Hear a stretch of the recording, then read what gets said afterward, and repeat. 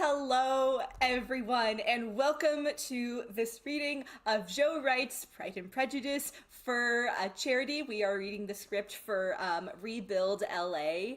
As you may know, there were some really devastating wildfires. Oh, I have myself on the laptop and I was on. It's okay, we'll persevere and we'll continue. But as you may have known, there was a lot of wildfires in the state of California, specifically in the Los Angeles area, that was really devastating to a lot of our communities, and to kind of bring back some good and to help the current ongoing rebuilding efforts. This is just a fun way to bring people together, read a movie that everyone loves and is turning 20 this year, and just bring people together for a good cause.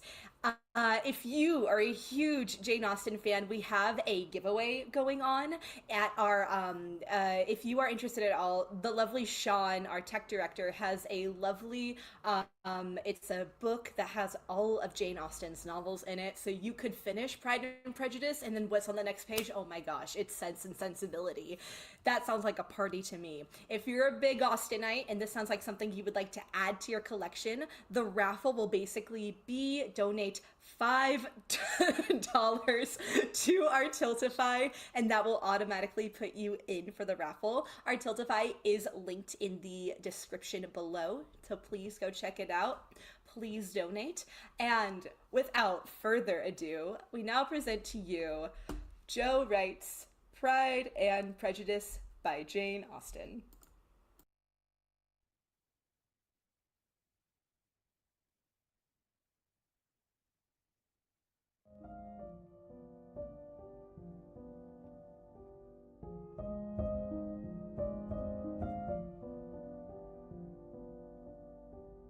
Pride and Prejudice, the 2005 film, adapted screenplay by Deborah Mogok, based on the 1813 novel by Jane Austen. Interior, Netherfield, Hertfordshire, day. A vast mansion is coming to life. Maids pull dust sheets off furniture. Servants open shutters. Sunshine spills into the great rooms of Netherfield. Outside, a glimpse of rolling parkland. Title: It is a truth universally acknowledged. It's a whirlwind of activity. Servants bustle around, sweeping and polishing, readying the house for its new occupants. The shutters of a room are opened onto the imposing gardens. A coach pulls up, and through the window, we see a young man get out. That a single man in possession of a good fortune must be in want of a wife. A white sheet is pulled from a spinet and obscures our vision. Cut to exterior, Longbourn House, day. Elizabeth Bennett, 20, good-humored, attractive, clearly nobody's fool, walks through a field of tall meadow grass. She's reading a novel entitled First Impressions. She approaches Longbourn, a fairly run-down 17th century house with a small moat around it. Elizabeth jumps up onto a wall and crosses the moat by walking a wooden plank duckboard, a reckless trick learnt in early childhood. She walks past the back of the house where, through an open window to the library, we see her mother and father, Mr. and Mrs. Bennett. My dear Mr. Bennett, have you heard that Netherfield Park is let at last? We follow Elizabeth into the house, but still overhear her parents' conversation. Do you not want to know who has taken it? As you wish to tell me, I doubt I have any choice in the matter. Interior, Longbourn, continuous. As Elizabeth walks through the hallway, we hear the sound of piano scales plodding through the afternoon. She walks down the entrance hall past the room where Mary, 18, the bluestocking of the family, is practicing, and finds Kitty, 16, the second youngest, and Lydia, 15, the precocious baby of the family, are listening at the door to the library. Have you heard? A Mr. Bingley, a young man from the north of England, has come down on Monday in a chaise and four. With 5,000 a year. Jane, the eldest, most beautiful, and most charmingly naive of the girls, joins them at the door. Goodness. And he's single, to be sure. Interior, library, Longbourn, continuous. Mr. Bennett is trying to ignore Mrs. Bennett. Oh, what a fine thing for our girls. How can it affect them? My dear Mr. Bennett, how can you be so tiresome? You know that he must marry one of them. Oh, so that is his design in settling here? Mr. Bennett takes a book from his table and walks out of the library into the corridor where the girls are gathered, Mrs. Bennett following. Interior, corridor, Longbourn, the same. Mr. Bennett walks through the girls to the drawing room, pursued by Mrs. Bennett. So you must go visit him at once. Mr. Bennett walks to the bookshelf to replace the book he is carrying. Mary is there practicing the piano. The girls come in to listen. Oh, yes, Papa. Please, Papa. There is no need, for I already have. The piano stops. A frozen silence. They all stare. You have? When? How can you tease me, Mr. Bennett? You have no compassion for my poor nerves. You mistake me, dear. I have a high respect for them. They are my constant companions these 20 years. Is he amiable? Is he handsome? He's sure to be handsome. With 5,000 a year, it would not matter if he had a big pink face. I will give my hearty consent to his marrying whichever of the girls he chooses. So, will he come to the ball tomorrow? I believe so. Lydia and Kitty shriek with excitement. I have to have your spotted muslin, please. I need it. Well, if you do, I'll lend you my green slippers. Mr. Bennett winks at Elizabeth and turns to Mary, a serious, somewhat pedantic young woman. And what do you say, Mary? Are you not excited by the prospect of a ball? Society has claimed us all, Papa. As long as I have my mornings to myself, I consider an interval of recreation and amusement quite desirable. Interior, assembly rooms, Meryton Village, night. The local subscription dance is in full swing. It's a rough and ready, though enthusiastic affair. Yeoman farmers, small-time squires, and their ruddy-cheeked daughters. Lydia and Kitty, with their mother, are fussing over their clothes, straightening their dresses, tidying their hair, and so on. I literally can't breathe. It's so tight. My toes hurt. Elizabeth and Jane are a little apart from their family. Jane looks breathtaking. Well, if every man in this room does not end the evening completely in love with you, then I am no judge of beauty. Or men. Well, they are far too easy to judge. They are not all bad. Humorless poppycocks in my limited experience. One of these days, Lizzie, someone will catch your eye, and then you'll have to watch your tongue. And eat my hat. She stops speaking and stares. A dazzling group enters the room. Charles Bingley, 25, a good-hearted soul but prone to bumbling embarrassment when his enthusiasms get the better of him. His sister Caroline, 23, a victim of every latest fashion, counting herself superior to most company she encounters. And finally, Mr. Fitzwilliam Darcy, 27, dashing, brooding with an introversion which could be misconstrued as hauteur. They are dressed in the highest fashion. Darcy surveys the hall. He catches Elizabeth's eye. She stares with a kind of surprised shock. Jane notices and looks at Darcy. He turns away. Luckily, you are not wearing a hat. A hush falls as the local people turn to stare. The newcomers, creatures from another world, make quite a stir. Cut to, Caroline Bingley, standing next to Darcy, gazes at the somewhat provincial gathering with distaste. We are a long way from Grosvenor Square, are we not, Mr. Darcy? He does indeed look superior to the assembled company. On the dance floor, a young couple, staring at the newcomers, trip over each other, stumble, and burst out laughing. Mr. Bingley spots Jane Bennett. For a moment, he forgets himself and openly looks at her. Oh, I do find it very charming. My brother is so easily pleased, is he not? Cut to, Elizabeth has found her friend Charlotte Lucas, an intelligent, sensible woman in her late 20s. They spy through the crowd. So which of these painted peacocks is our Mr. Bingley? He's the one on the right, and on the left is his sister. And the person with the disagreeable expression? That is the good friend, Mr. Darcy. Poor soul. On the contrary, he has 10,000 a year and owns half of the Derbyshire. Cut to Sir William Lucas, 53, a hale but unsophisticated member of the self-made gentry, takes it upon himself to introduce Mr. Bingley and Mr. Darcy to his daughter, Charlotte, and the Bennett family.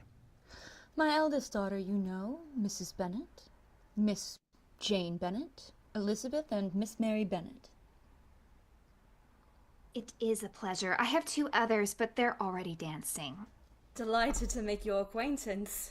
And may I introduce Mr. Darcy of Pemberley in Derbyshire. A stiff bow from Darcy. Elizabeth smiles. Darcy does not. Cut to, moments later, Elizabeth is standing in a small group with Jane, Bingley, Miss Bingley, and Darcy. Bingley can't keep his eyes off Jane, but is frightfully at a loss in disguising his instant ardor. How do you like it here in Hertfordshire, Mr. Bingley? Very much. And may I introduce... The library at Netherfield, I've heard, is one of the finest in the country. Yes, it fills me with guilt. He looks at Jane. A little blush starts around his collar. Not a good reader, you see. I like being out of doors. I mean, I can read, of course. His sister steps in as the blush threatens to engulf his ears. Your library at Pemberley, Mr. Darcy, is astonishingly good. Thank you. It is the work of many generations. And then you have added so much to it yourself. I wish I read more, but there's always seems to be so many other things to do. That's exactly what I meant. He beams at Jane. Cut to, Mr. and Mrs. Bennett stand a little apart from Elizabeth and the other young people. Lydia and Kitty bound up to them in a state of high excitement. Mama, the regiment is arriving next week. And we'll be here for the whole winter, Mrs. Forrester told us. They're going to be stationed in the village. Cut to, Mr. Bingley turns to Jane. May I have the honor? They leave to dance. Do you dance, Mr. Darcy? Not if I can help it. Elizabeth, Darcy, and Miss Bingley stand in silence as they overhear the following. Officers. Lots of officers. How will we meet them? It's easy. You just walk up and down in front of them and drop something. Lydia pantomimes the actions for Kitty. They pick it up. You say, "Oh, thank you, sir," and blush prettily, and then you're introduced. I have long suspected that we have the two of the silliest girls in the country. Oh, Mr. Bennett, I remember the time when I liked to redcoat myself, and if a smart young colonel with 6,000 a year should want one of my girls, I shall not say nay to him. Mr. Darcy overhears this. Profoundly embarrassed, Lizzie moves away. Cut to the dance floor. Mr. Bingley is dancing with Jane, his ears blushing with thrilled embarrassment. Mrs. Bennett, with a group of other mothers, watches the young couple with rather too obvious satisfaction. Oh, that dress becomes her, does it not? Though, of course, my Jane needs little help from courtiers. Elizabeth wanders through the throng. She looks at Bingley and Jane ending the dance. She is coy and demure. He is clearly smitten. Cut to, Darcy is joined by Bingley, exhilarated by the dance. Come, Darcy, I must have you dance. I hate to see you standing by yourself in this stupid manner. You know how I detest it. Oh, upon my word, I've never seen so many pretty girls in my life. You are dancing with the only handsome girl in the room. She is the most beautiful creature I've ever beheld, but her sister Elizabeth is very agreeable. They have stopped at the edge of the dance floor and have not seen Elizabeth and Charlotte, who are standing close behind them. Elizabeth smirks as she overhears their conversation.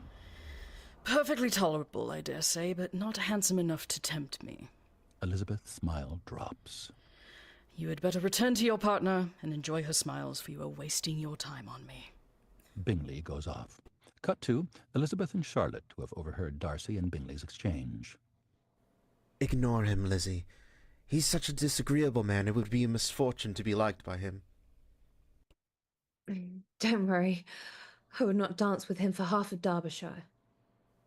Cut to later. Bingley politely dancing with Charlotte. As he does so, he catches sight of Jane dancing with somebody else, a look of pure longing. But he cannot dance every dance with her. Lizzie, too, is dancing and clocks this.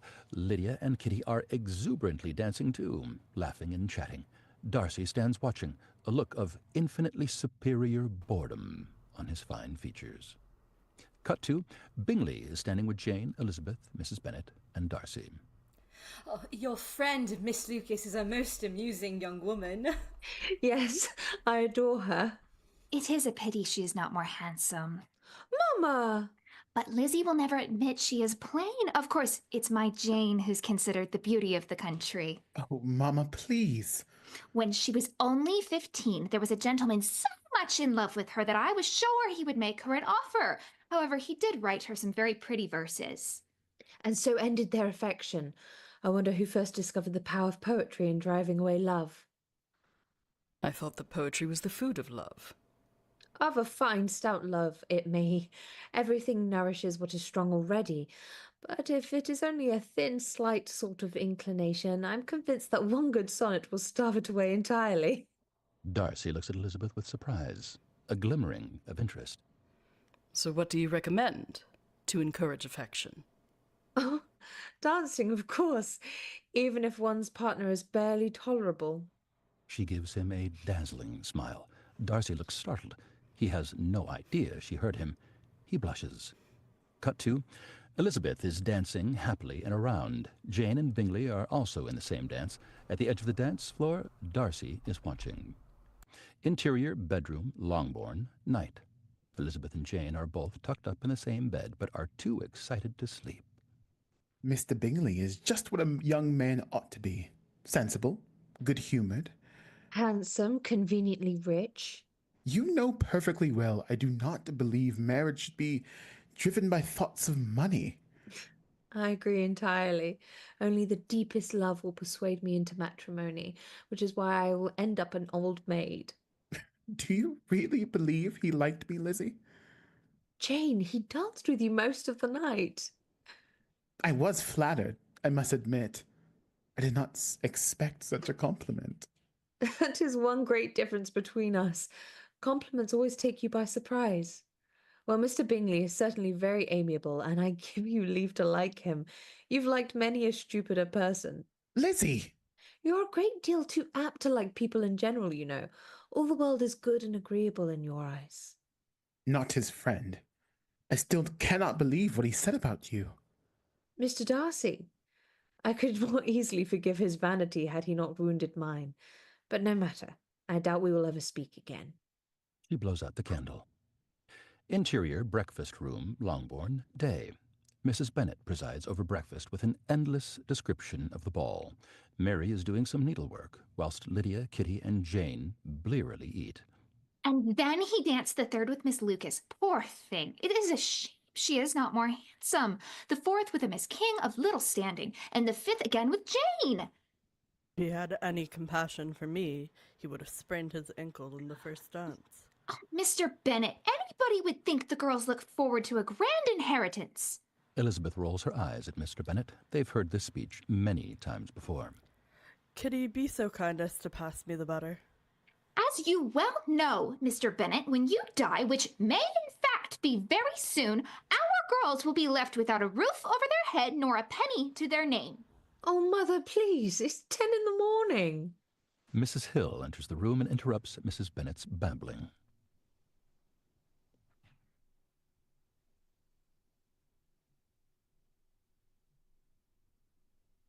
A letter addressed to Miss Bennett, ma'am, from Netherfield Hall. Praise the Lord, we're saved. Mrs. Hill gives the letter to Jane. Make haste, Jane, make haste. Oh, happy day. It is from Mr. Bingley. Mrs. Bennett is stopped in her tracks. She has invited me to dine with her. Her brother will be dining out. This is most unfortunate. I didn't think he was so good looking anyway. Can I take the carriage? Certainly not, my dear. You will go to Netherfield on horseback. Horseback? Mrs. Bennett leaves with a secret smile on her lips. Exterior countryside, day. Jane rides through the countryside. A distant rumble of thunder. She looks up. Exterior field, day. An open book. Plop, plop. Raindrops fall on it. Drawing back, we see Lizzie walking through a field, reading. She looks up to the sky. Exterior, Longbourn, day. Mrs. Bennett stands at the kitchen door. A boy is delivering meat. It starts to rain. She puts out her hand to check. Ah, good. The housekeeper, Mrs. Hill, who is with her, looks bemused at her mistress's reaction. Exterior garden, day. A louder rumble of thunder. A washerwoman hastily pulls clothes from a line. It's bucketing down heavily now. Exterior, Meryton Village, day. In the local village, people run for cover. Shopkeepers cover up their wares. Exterior, Longbourn, day. Mr. and Mrs. Bennett look out at the pouring rain. Excellent. Now she will have to stay the night, exactly as I predicted.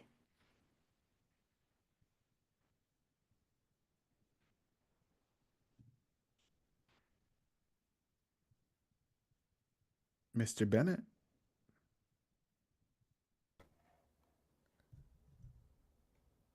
Sorry, I've lost my place.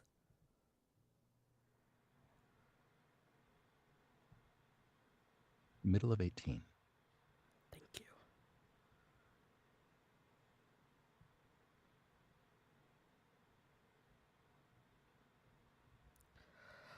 Good grief, woman. Your skills in the art of matchmaking are without question. Though I don't think, Mamma, you can reasonably take credit for making it rain.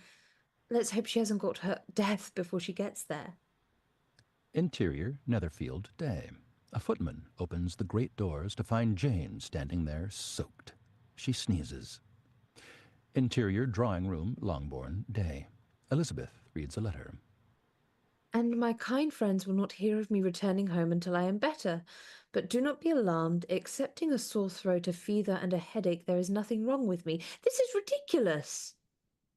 Well, my dear, if your daughter does die, it will be a comfort to know it was all in pursuit of Mr. Bingley. People do not die of colds. Though she might well perish with the shame of having such a mother. Mr. Bennett laughs. I am going to Netherfield at once. Since the horse is with Jane and the girls took the carriage to town. Then I will walk there. We should not leave Jane alone in her condition. Walk? You will not be fit to be seen by the time you get there. Why the devil not? We could have them all laid up in Netherfield Hall. I will be fit for Jane, which is all I care about. Exterior, countryside, day. Elizabeth strides across vast, muddy fields, slipping as she goes. Netherfield is in view on the horizon. She stops to take it in, then carries on down an even more muddy track. Interior, Netherfield, breakfast room, day. In the large, grand dining room, Caroline Bingley and Darcy are eating breakfast. It's very formal. In fact, frigid compared to the volatile Bennett household. Darcy is reading the newspaper. Caroline Bingley is reading a letter. Apparently, Lady Bathurst is redecorating her ballroom in the French style. A little unpatriotic, don't you think? Mr. Darcy is about to answer when the door opens. A footman appears, his face rigid with disapproval. Miss Elizabeth Bennett. Miss Elizabeth Bennett. Lizzie comes in, her face flushed, her skirt covered in mud. She looks ravishing. Darcy stares at her, then quickly rises to his feet. Caroline Bingley, astonished, looks her up and down.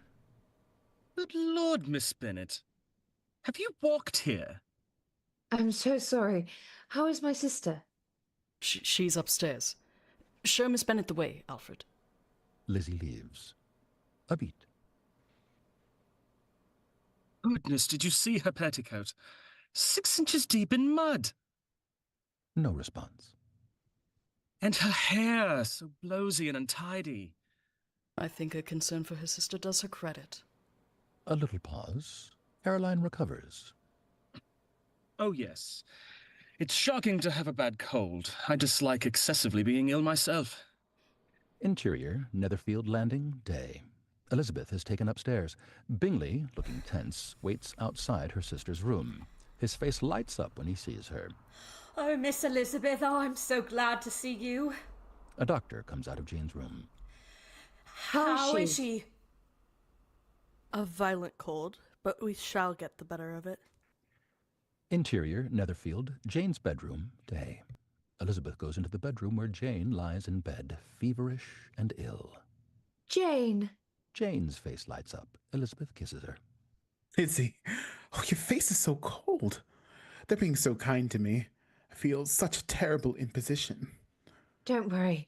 I don't know who's more pleased at your being here, Mamma or Mr. Bingley. Bingley comes in, having attended to the doctor.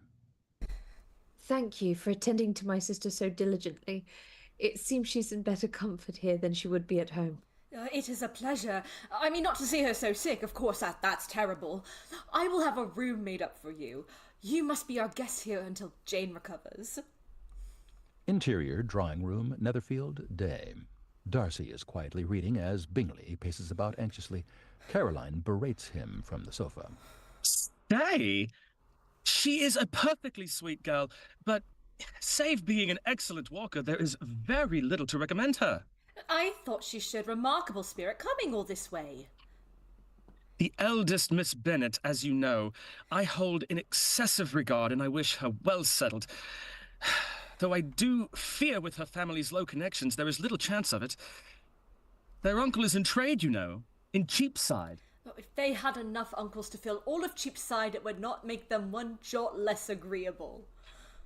Exterior, garden, Longbourn, day. Mr. Bennet is overseeing the gardener, who is pruning the hedge.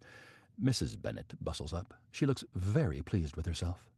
Well, my dear, it's all going according to plan. He's half in love with her already. Who, my sweetest? Mr. Bingley! And he doesn't mind that she hasn't a penny for... He has enough for the two of them. Suddenly, a distant trumpet sounds. Dogs bark. The militia are arriving. Lydia and Kitty rush past. They are dressed up to the nines to greet the officers. Mrs. Bennet's face lights up. Wait for me! And she's gone. Mr. Bennet gazes at their departing figures. Exterior, Meryton Village, day. Mrs. Bennet and her two daughters rush down the street into the village. Dogs bark. Children run alongside as a regiment of soldiers march through the street. Geese scatter. Shopkeepers stand in their doorways. The two Bennet girls simper at the handsome young soldiers. Mrs. Bennet, flushed and excited, runs panting behind them. Lydia deliberately drops her handkerchief. One of the soldiers stands on it. She is appalled. Interior, drawing room, Netherfield, evening. Elizabeth is reading a book. Darcy is writing a letter. Bingley is sat nervously. Caroline, obviously bored, wanders the room looking for distraction. She looks over Darcy's shoulder. You write uncommonly fast, Mr. Darcy. You are mistaken. I write rather slowly. Caroline Bingley lingers, annoyingly. How many letters you must have occasion to write, Mr. Darcy? Letters of business, too. How odious I should think them. It is fortunate, then, that they fall to my lot instead of yours. Please tell your sister that I long to see her.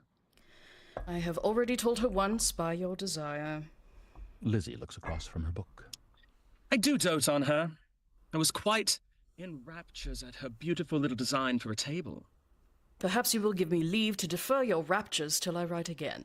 At present, I have not the room to do them justice. Mr. Bingley, now pacing anxiously around the room.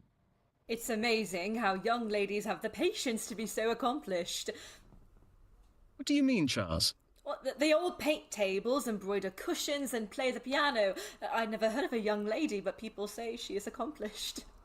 The word is indeed applied too liberally. I cannot boast of knowing more than half a dozen women in all of my acquaintance that are truly accomplished. Nor I, to be sure. Goodness! You must comprehend a great deal in the idea. I do. Absolutely. She must have a thorough knowledge of music, singing, drawing, dancing, and the modern language to deserve the word. And something in her air and manner of walking. And of course she must improve her mind by extensive reading. Elizabeth closes her book. I am no longer surprised at your knowing only 6 accomplished women. I rather wonder now at your knowing any. Are you so severe on your own sex? I never saw such a woman. She would certainly be a fearsome thing to behold. Pause. Darcy goes back to his letter. Caroline Bingley picks up a book, pauses, puts it down. She walks over to Lizzie.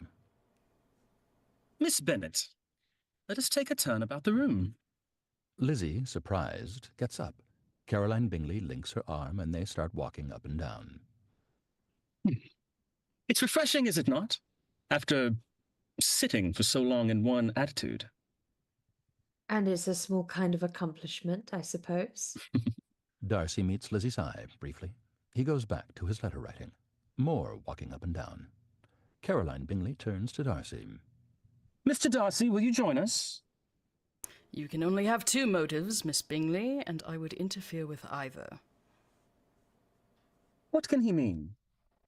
Our surest way of disappointing him will be to ask nothing about it. Please tell us.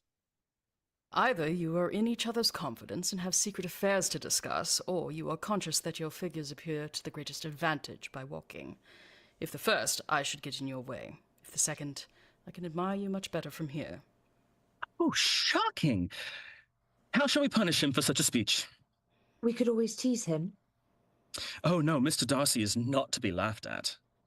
Are you too proud, Mr. Darcy? And would you consider that a fault? That I couldn't say. For we're trying to find a fault in you. Maybe it's that I find it hard to forgive the follies and vices of others, or their offences against myself. My good opinion, once lost, is lost forever. Oh dear, I cannot tease you about that. What a shame, for I dearly love to laugh. A family trait, I think. Elizabeth smiles sweetly. Miss Bingley glances at Darcy. Interior bedroom, Netherfield, morning. Elizabeth wakes up next to Jane. Exterior countryside, day. Darcy gallops through the countryside. Exterior stable yard, Netherfield, day. Darcy, exhausted, rides into the stable yard. In the corner is a trough and a pump. He strides up to the pump, puts his head under it, and douses himself with cold water. Interior and exterior, bedroom, table yard, Netherfield, are the same. From a window, Elizabeth looks out at Darcy. Darcy looks up and, for a second, catches Elizabeth looking down at him. She turns from the window. Jane is waking up. Jane, do you think you might feel well enough to leave today? Interior drawing room, Netherfield, day. The doors open. The butler, as before. Mrs. Bennett, a Miss Bennett, a Miss Bennett, and a Miss Bennett, sir. Are we to receive every Bennett in the country? Mrs. Bennett, Lydia, Mary, and Kitty are introduced to Caroline, Bingley, and Darcy. Elizabeth holds her breath as her mother launches into untold gaucheries.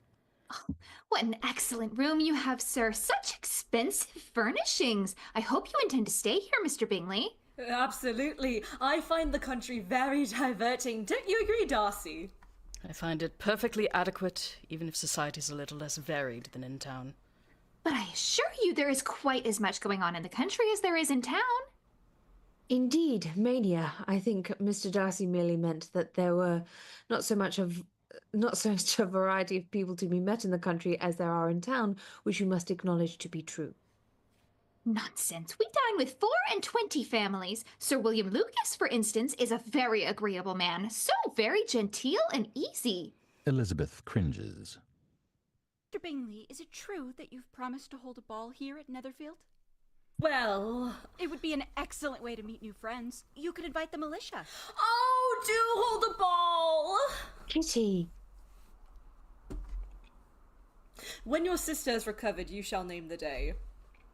I think a ball is a perfectly irrational way to gain a new acquaintance. It would be better if conversation instead of dancing were the order of the day.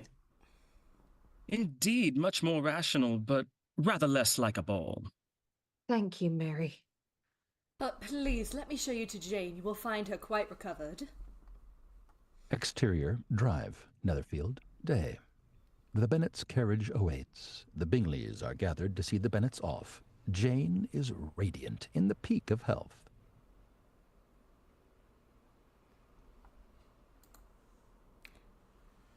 Jane, darling, you're muted.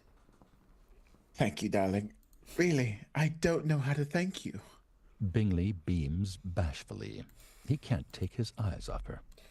Really, you're welcome any time you feel the least bit poorly. Thank you for such stimulating company. It has been most instructive. Not at all. The pleasure is all mine. Elizabeth looks at Darcy, who does not say anything. She gets in the carriage. Mr. Darcy? Miss Bennett? They share a look as Elizabeth joins the rest of the Bennets in the carriage. The driver takes off. Bingley waves enthusiastically to Jane. Oh, goodbye. Goodbye. Interior carriage leaving Netherfield the same. The family are all squeezed in rather too tightly. What a high and mighty that man, Mr. Darcy, is. Quite eaten up with pride. Exterior Meryton Day. The Bennets' carriage is stopped in its tracks by the militia, who are marching en masse through town. Interior carriage Meryton Day. Lydia cannot believe her eyes as row after row of soldiers pass by the carriage, with not a few of the men looking in at the Bennet girls with some interest. Can't believe it. There must be 1,000 of them.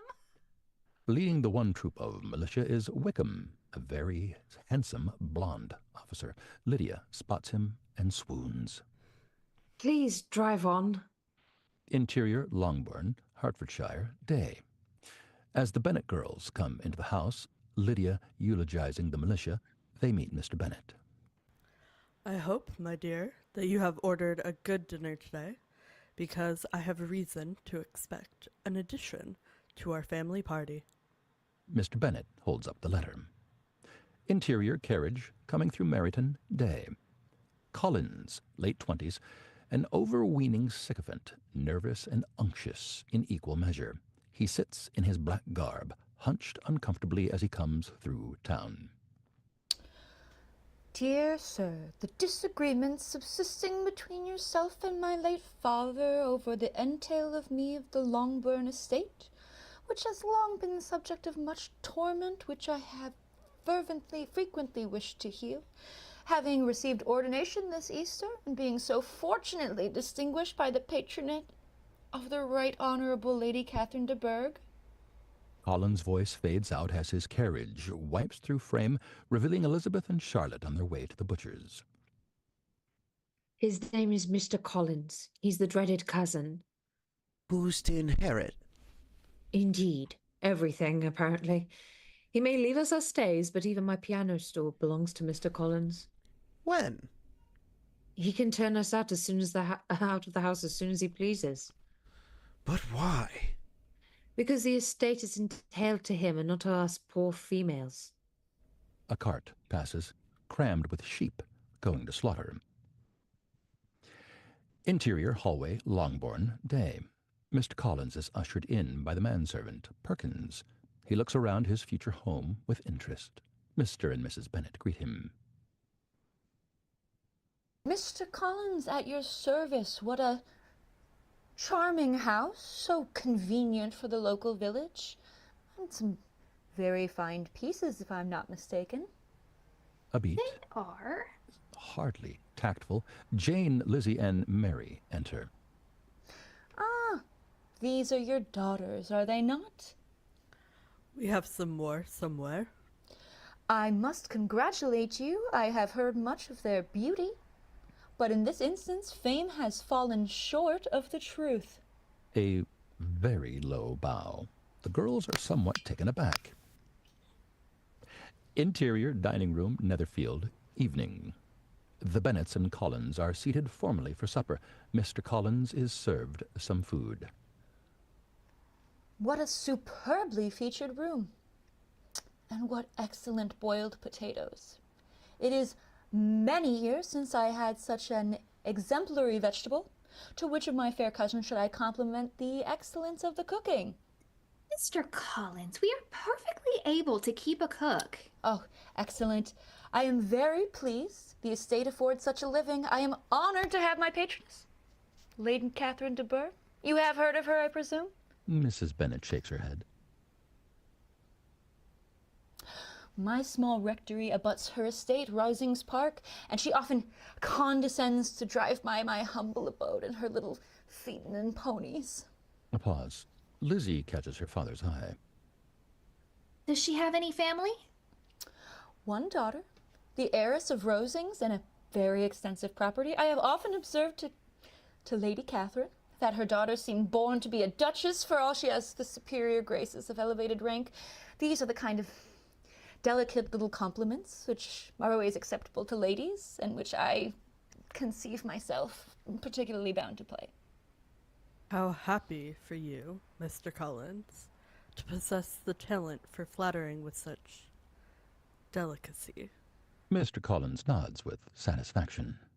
Did these pleasing attentions proceed from the impulse of the moment, or are they the result of previous study? Jane kicks Elizabeth under the table. Oh.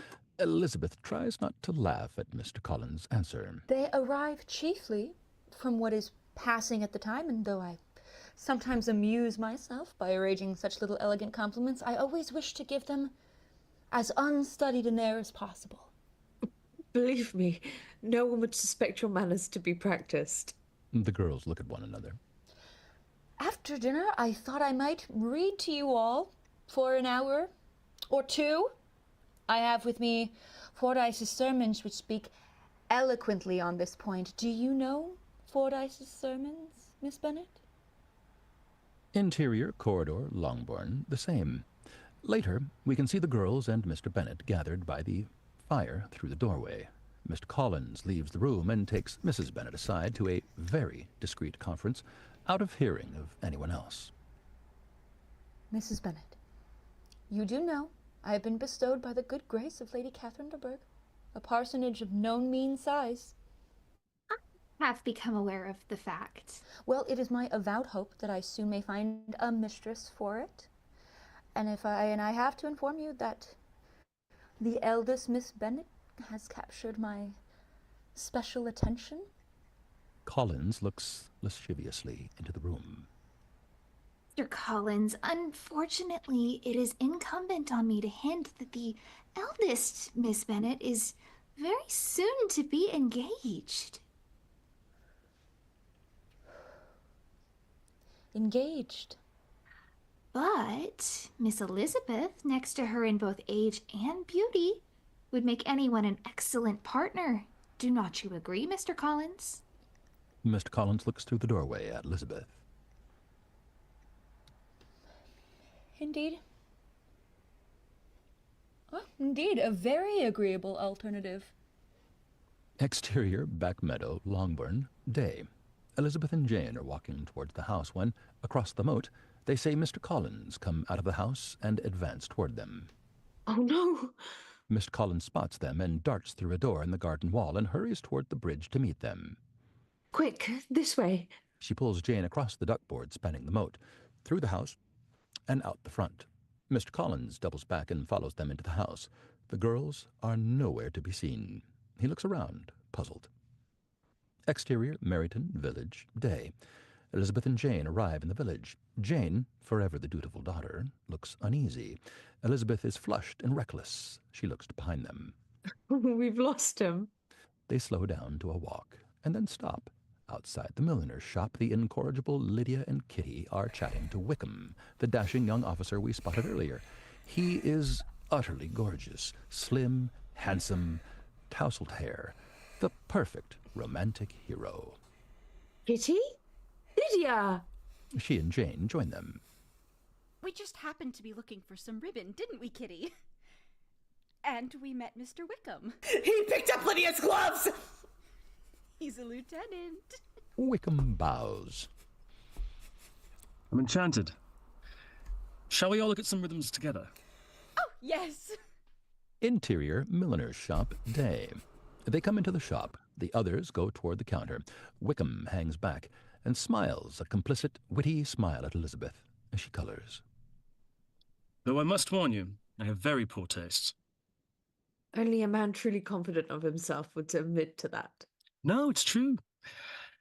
My rooms in town decorated, I thought in the height of fashion, have reduced grown men to tears of mirth. Then why don't you change them? And deny people such pleasures? So you don't mind being laughed at? Not particularly. It is a somewhat sterile quality, is it not, to be aware of one's importance in the world? Especially if, like me, one has none. Elizabeth looks at him with interest, a beat. The moment is broken by Lydia coming up. Lizzie, please lend me some money. You already owe me a considerable sum, Liddy. Please, allow me to oblige. No, please, Mr. Whickham. Whickham gives Elizabeth a smile and moves away to the counter. Exterior, milliner's shop, day. The girls emerge from the shop with Whickham. You're too generous. I know, 5 pence halfpenny. It all adds up. Oh, yes, I'll make sure of that. They laugh. Elizabeth is really rather taken with him. They walk down the street. Will you be stationed here all winter, Mr. Wickham? Well, that depends on what the French have in mind. Of course, I look forward to action, but on the other hand...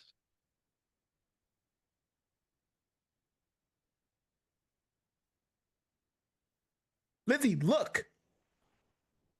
They stop. Jane's face lights up. Mr. Bingley. It is indeed Bingley, riding toward them. He is accompanied by Darcy. Bingley jumps off his horse and hurries over to Jane. His open, friendly face is filled with delight. I was on my way to your house.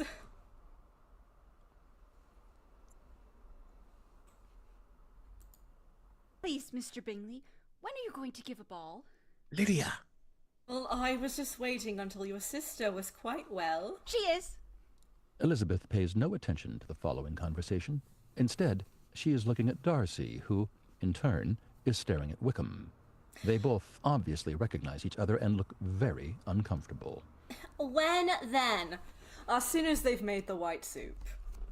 Be sure to invite Mr. Wickham. Darcy turns and rides off without a word. Lydia, you can't just say that. Oh, will you excuse me, ladies? Mr. Wickham, enjoy the day. Elizabeth looks at Whickham, puzzled. Interior drawing room, the Lucas' house, day. A small cards party is underway. 3 tables have been set up. Elizabeth, Whickham, Jane, Lydia, Kitty, Charlotte, and Sir William and Lady Lucas are present. A small number of officers and other ladies are also present. We move around the tables. Kitty is sat with Sir William and Charlotte and Mary. Jane sits at a table with Mr. Collins and Lady Lucas. Lizzie sits with Lydia and 2 other officers. Lydia flirts outrageously. We have asked Mama if we might have new dresses for the Netherfield ball. Yes, white. They must be white. White is the only color to be worn this season. So I believe. Mr. Collins is at a table with Lady Lucas. He glances over at Elizabeth as she talks. Of course, when you understand that Lady Catherine de Bourgh is its proprietor, you will realize what an immense compliment that is. Lady Catherine spent £800 on a chimney piece alone. Whickham, who has been talking to some of the other officers, comes and sits beside Elizabeth, passing by Mr. Collins on the way. Your cousin is blessed with an uncommon capacity for charm. Elizabeth laughs and plays a hand. Are you attending the Netherfield ball, Mr. Wickham? I hope to.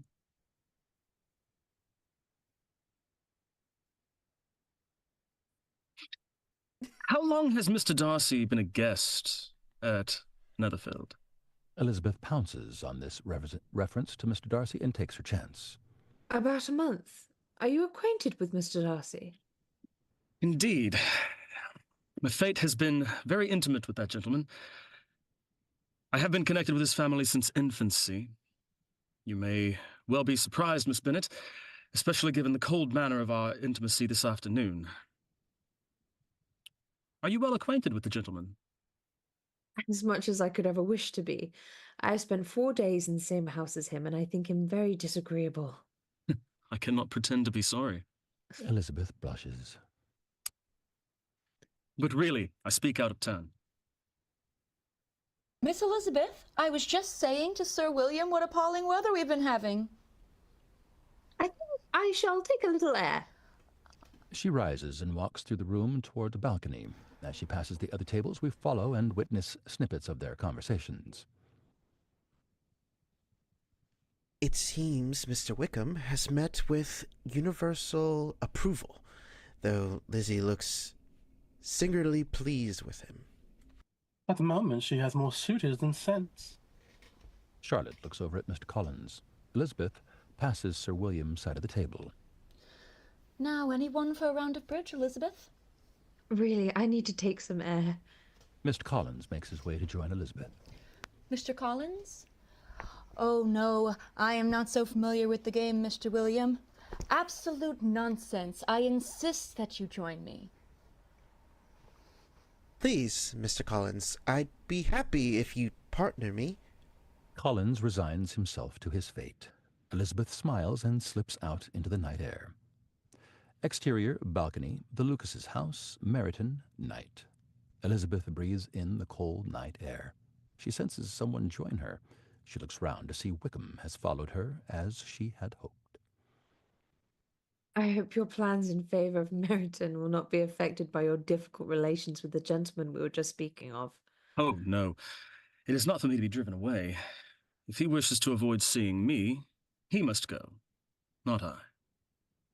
I must ask you, Mr. Wickham, what is the manner of your disapproval of Mr. Darcy? Do you really want to hear? Lizzie nods. He ruined me. She stares at him. How so? My father managed his estate. We grew up together, Darcy and I. His father treated me like a second son. Oh, he was the kindest of men and bequeathed me the best living of his gift. For I had my heart set on joining the church, but when he died, Darcy ignored his wishes and gave the living to another man. Why did he do that? Out of jealousy. His father loved me more than he loved him. How cruel! Are you sure? And out of pride, for he considered me too lowly to be worth his consideration.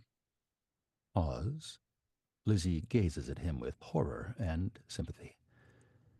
Interior, bedrooms, Longbourn, the same. We pan through the bedrooms as the Bennett girls prepare for the Netherfield ball. Kitty is helping Lydia into her dress, and they are both wearing white. Breathe in! We move to the quieter preparations of Jane and Elizabeth. This conversation has been going on for some time. I still think there must have been some misunderstanding. Oh, Jane, do you never think ill of anybody? How could Mr. Darcy do such a thing? I will discover the truth from Mr. Bingley at the ball this evening. If it is not true, let Mr. Darcy contradict it himself. But until he does, I hope never to encounter him. Poor, unfortunate Mr. Wickham. On the contrary, he is twice the man Darcy is. And let's hope for you a rather more willing dancer. Jane leaves Elizabeth at the mirror, taking very particular care of her makeup. She smiles to herself. Interior, Netherfield, Hertfordshire, night. The great doors of Netherfield open to reveal the ball in full swing. Compared to the somewhat clod-hopping assembly, it's a dazzling affair. There are hundreds of guests. All the women, roughly 200, are dressed in white. The men are either in red officer uniform or dressed in black and white.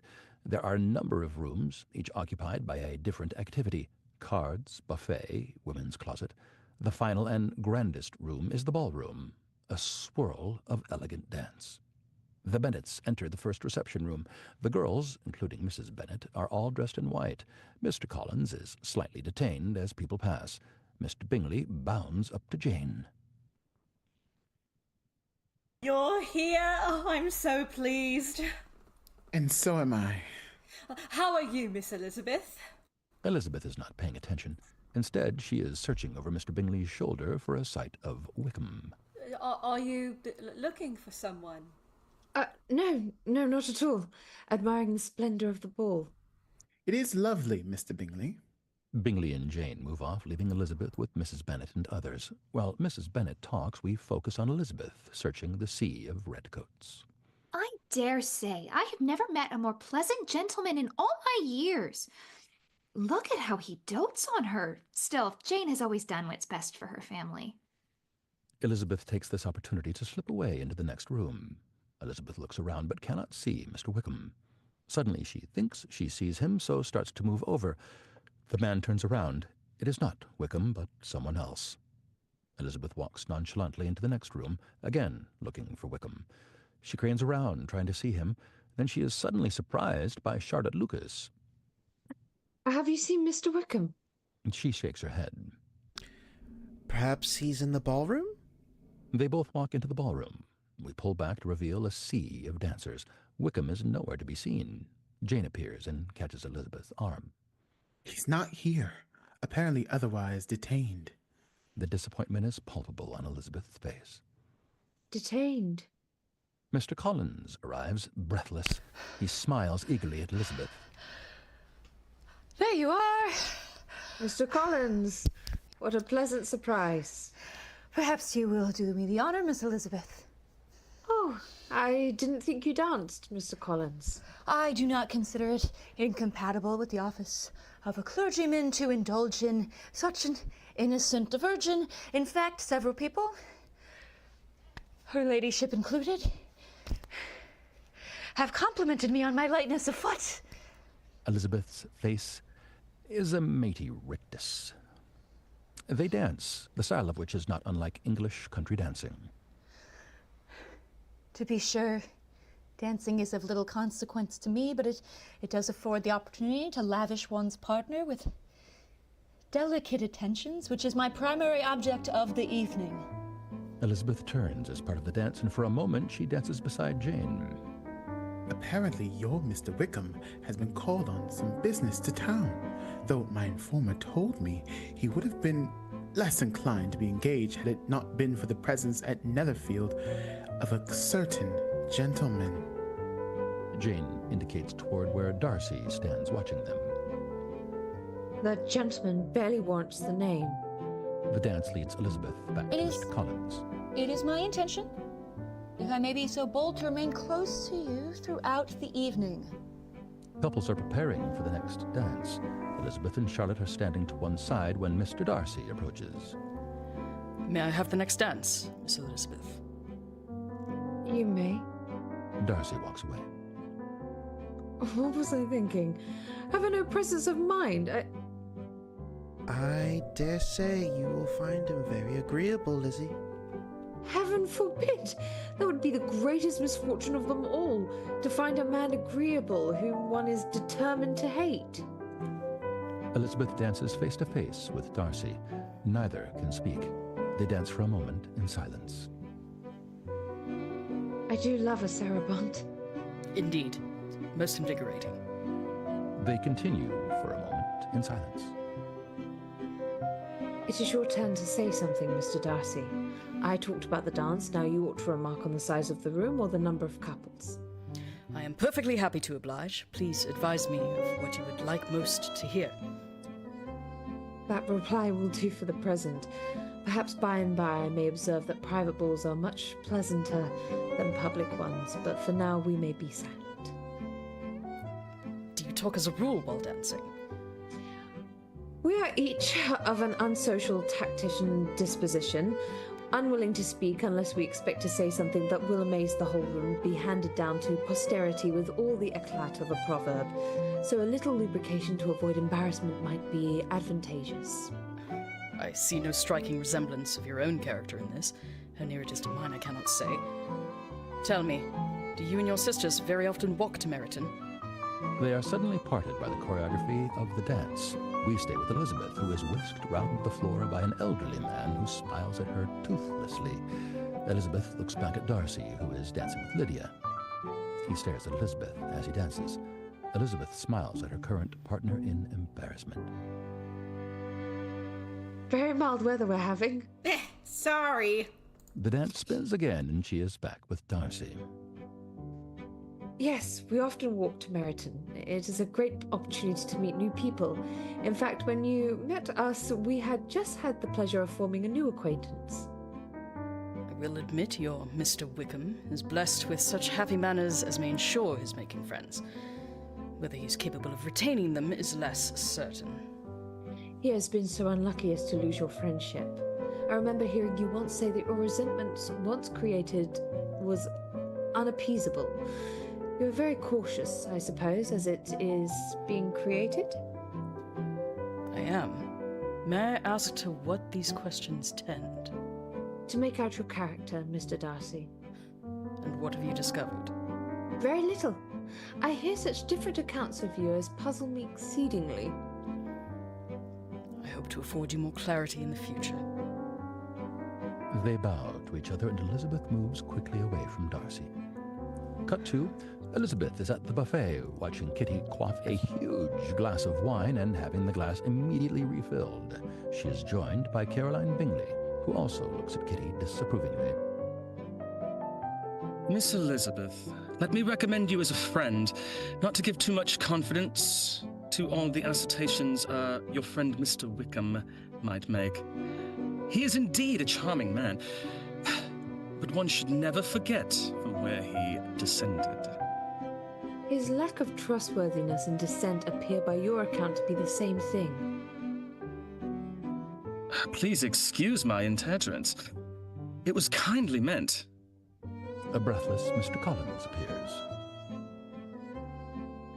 Mr. Darcy of Pemberley in Derbyshire. I believe so. But I must make myself known to him immediately. But sir, He is the nephew of my esteemed patroness, Lady Catherine. he is. Mr. Collins starts making his way determinedly toward Darcy. Please, Mr. Collins, he'll consider it an impertinence. Elizabeth watches from a distance with acute embarrassment as Collins interrupts Darcy. Darcy does not notice him, so Collins raises his voice. Mr. Darcy! The room around him stops. Darcy is surprised and turns round. In dumb show, we see Darcy is horrified by Collins' obsequiousness. During the conversation, Collins points Elizabeth out to Darcy. What interesting relatives you have, Miss Bennett. Elizabeth walks away into another room. Cut to the other room, where Mary is singing badly at the piano. Elizabeth is horrified. She turns to leave, only to see Mr. Bennett looking on. He winces as Mary misses a high note. Mary finishes the song with an off-key flourish. Polite applause. Mary smiles and prepares for another song. Aren't you going to do something? Mr. Bennett walks over to the piano. Mary, dear, you've delighted us long enough. But they asked for another song. Mr. Bennett shuts the lid. Let the other young ladies have a turn. Later, Charlotte and Lizzie are sat together. Perhaps my family have made a competition to see who can expose themselves to the most ridicule. Well, at least Bingley has not noticed. They look over and see Jane and Bingley dancing. Bingley clearly besotted by Jane. Yes, I think he likes her very much. But does she like him? There are few of us who are secure enough to be really in love without proper encouragement. Bingley likes her enormously, but might not do more if she does not help him on. She is just shy and modest. If he does not perceive her regard, he is a fool. We are all fools in love. He does not know her character as well as we do. She should move fast, snap him up. There is plenty of time for us to get to know them after we're married. Elizabeth looks over the dance floor to see Lydia dancing with a soldier. She's a little drunk and very flirtatious. He says something, and she shrieks with laughter. Cut to montage of the ball. Elizabeth sits at the side of the dance floor. She looks at Mrs. Bennett dancing in outrageous fashion. Cut to later. Lydia is getting more and more leery with a group of soldiers. Elizabeth walks away in embarrassment, only to see Mr. Collins smiling at her from across the room. Cut to Elizabeth dancing joylessly with the excruciating Mr. Collins. As she turns in the dance, she sees Darcy look on with obvious disdain. Cut to, much later, the band are exhausted. The guests are leaving. The staff are asleep on their feet. Elizabeth, almost alone, watching her parents dancing, almost the only people left on the dance floor. Kitty is asleep over Elizabeth's lap. This is a never-ending nightmare. Interior entrance hall, Netherfield, the wee hours. Daylight creeps through the curtains. Mrs. Bennett is sprawled on a sofa. Lydia, completely drunk. Kitty, asleep. Jane, sitting demurely. Collins, looking longingly at Elizabeth. Mrs. Bennett is holding court, whilst the footmen behind are literally ready to drop. Bingley is standing, the perfect host, but obviously willing the Bennets to leave. I have never had such a good time in my life. Mr. Bingley, you must have such a ball at least once a month. Caroline, who is standing with her brother, yawns ostentatiously. Mother, I really think it is time to go. Don't be impertinent. Our hosts are perfectly happy with our company. Are you not, Mr. Bingley? I hope I can entice you to Longbourn to sample our hospitality. We would make sure you had 3 or 4 courses at least. So tell me, Mr. Bingley, whom did you like the least of all your guests this evening? Really, this is enough. Darcy, looking down at Elizabeth from a staircase. He turns and walks away. Interior, carriage, Hertfordshire, morning. The Bennets are squeezed into their carriage. It is light outside. Only Mrs. Bennet is awake, but the lack of an audience does not stop her from talking. Allowing for new carriages, dresses, etc., etc., we will be having a wedding here at Netherfield in less than 3 months, if you ask me, Mr. Bennet. Mr. Bennet! Interior, breakfast room, Longbourn, day. The Bennets eat in silence. Jane yawns. Mrs. Bennet moans. She is hungover. Mr. Collins comes in a state of agitation. They look at him. He sits, hesitates, then... Mrs. Bennet, I was hoping, if it would not trouble you, that I may solicit a private audience with Miss Elizabeth in the course of the morning. Elizabeth is open-mouthed. Oh, yes, certainly. Lizzie would be very happy indeed. Please go ahead. No time like the present. Everyone out. Mr. Collins would like a private audience with your sister.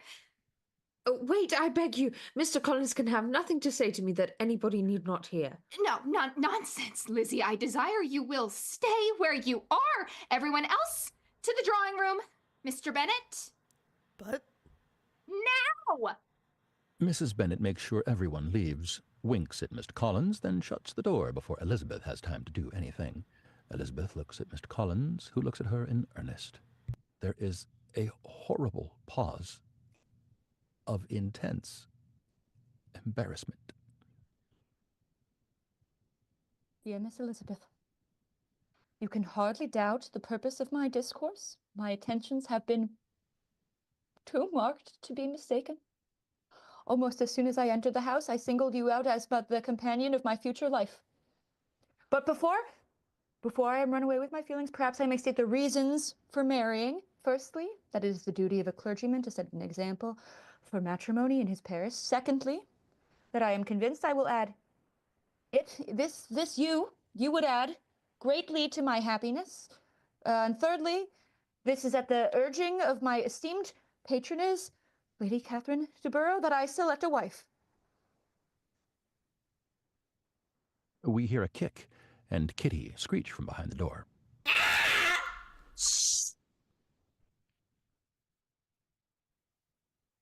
My object in coming to Longbourn? Do you have a cat?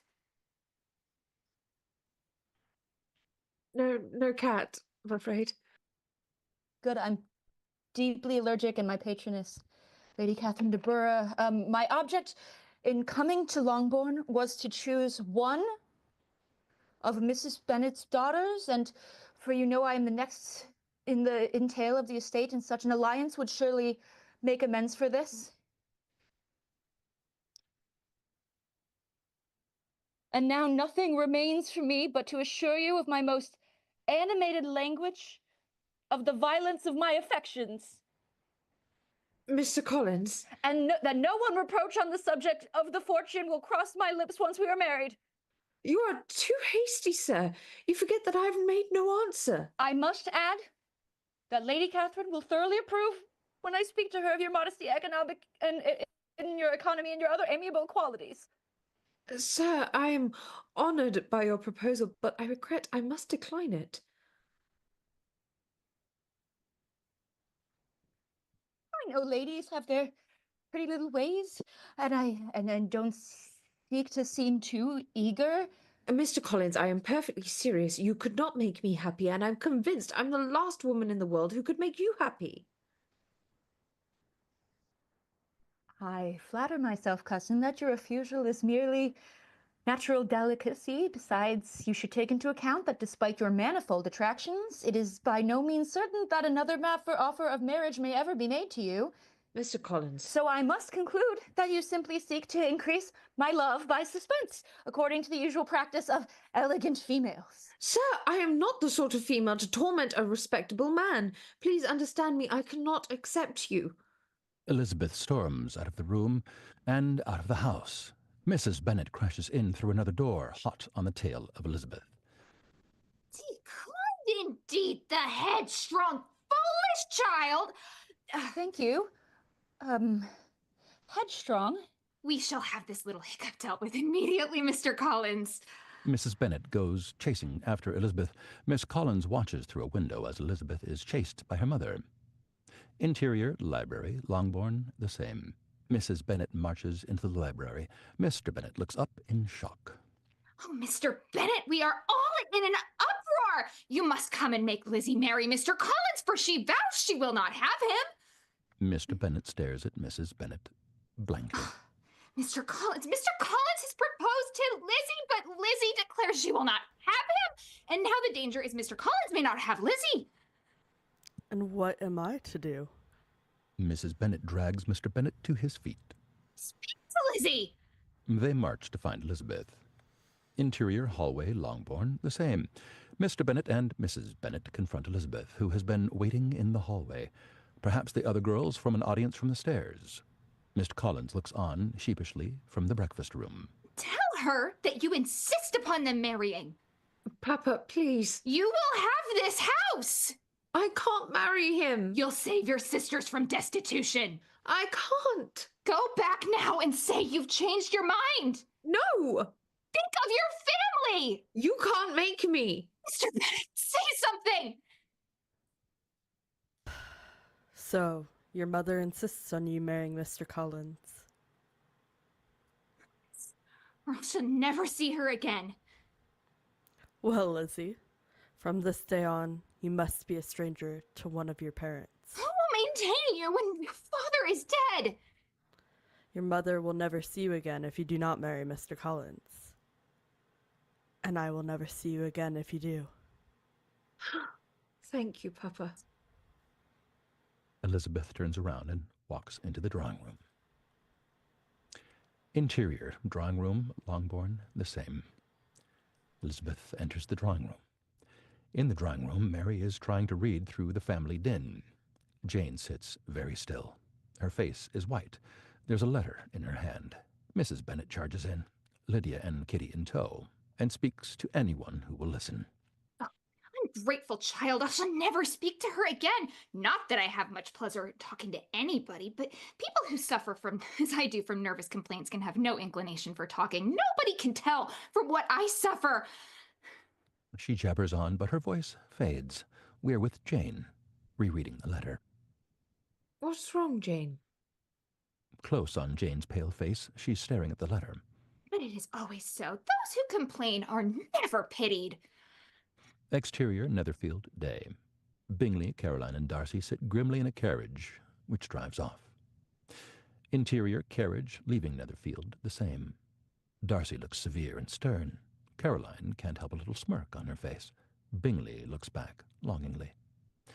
Interior, bedroom, Longbourn, night. Elizabeth and Jane in bed. I don't understand. What would take him from Netherfield? Why would he not know when he was to return? I have no reserves from you. Jane passes Elizabeth the letter. Mr. Darcy is impatient to see his sister, and we are scarcely less eager to meet her again. I really do not think Georgiana Darcy has her equal for beauty, elegance, and accomplishments, so much so I must hope to hereafter call her my sister. It is my duty to indulge you in no hope in this respect for your own self. Is that not clear enough? Miss Bingley sees that her brother is in love with you and is gone with him to persuade him otherwise. But I know her to be incapable of willfully deceiving anyone. He loves you, Jane. Do not give up. Go to our aunt and uncles in London. Let it be known you are there, and I'm sure he will come to you.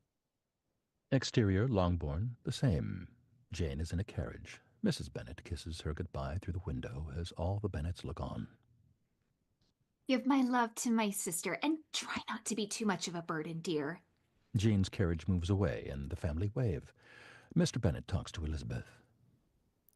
Poor Jane. However, a girl likes to be crossed in love now and then. It gives her something to think of, and a sort of distinction among her companions. I'm sure that will cheer her up, Papa. It's your turn now, Lizzie. Since you've turned down Mr. Collins, you're free to go off and be jilted yourself. What about Mr. Whickham? He is a pleasant fellow, and would do the job creditably. Thank you, but a less agreeable man would satisfy me. We must not all expect Jane's good fortune. Still, it's a comfort to know that whatever might befall you, you have an affectionate mother who will be sure to make the most of it. A small smile from Elizabeth. Interior, bedroom, Longbourn, day. Elizabeth is making the bed and tidying Jane's belongings. There's a knock at the door, and Charlotte enters. My dear Elizabeth, I've come here to tell you the news. What news? Mr. Collins and I are engaged to be married. A stunned pause. Engaged? You don't mind, do you? No, of course not. He asked for my hand this morning, and I accepted him. Elizabeth looks quite faint. Charlotte sits on the bed. Elizabeth, after a pause, sits down beside her. I can see you're surprised, coming so soon after his wishing to marry you. No. I'm not a romantic, you know. I ask only a comfortable home, and considering Mr. Collins' character and situation in life, I am convinced that my chance of happiness with him is as fair as most people can hope for. And that's all you expect? For women in our situation, what choice is there? Don't speak like that, Charlotte. To become an old maid at best, tolerated at worst, a burden, dependent on the kindness of others, or to seek the protection of marriage. And we have only two choices. Yes! An appalled silence. Elizabeth gazes at her closest friend. Charlotte has recovered herself. She now looks cool and composed, unnervingly so. You can still change your mind, Charlotte. I'm 27 years old. I've no money and no prospects. I'm already a burden to my parents. And I'm frightened.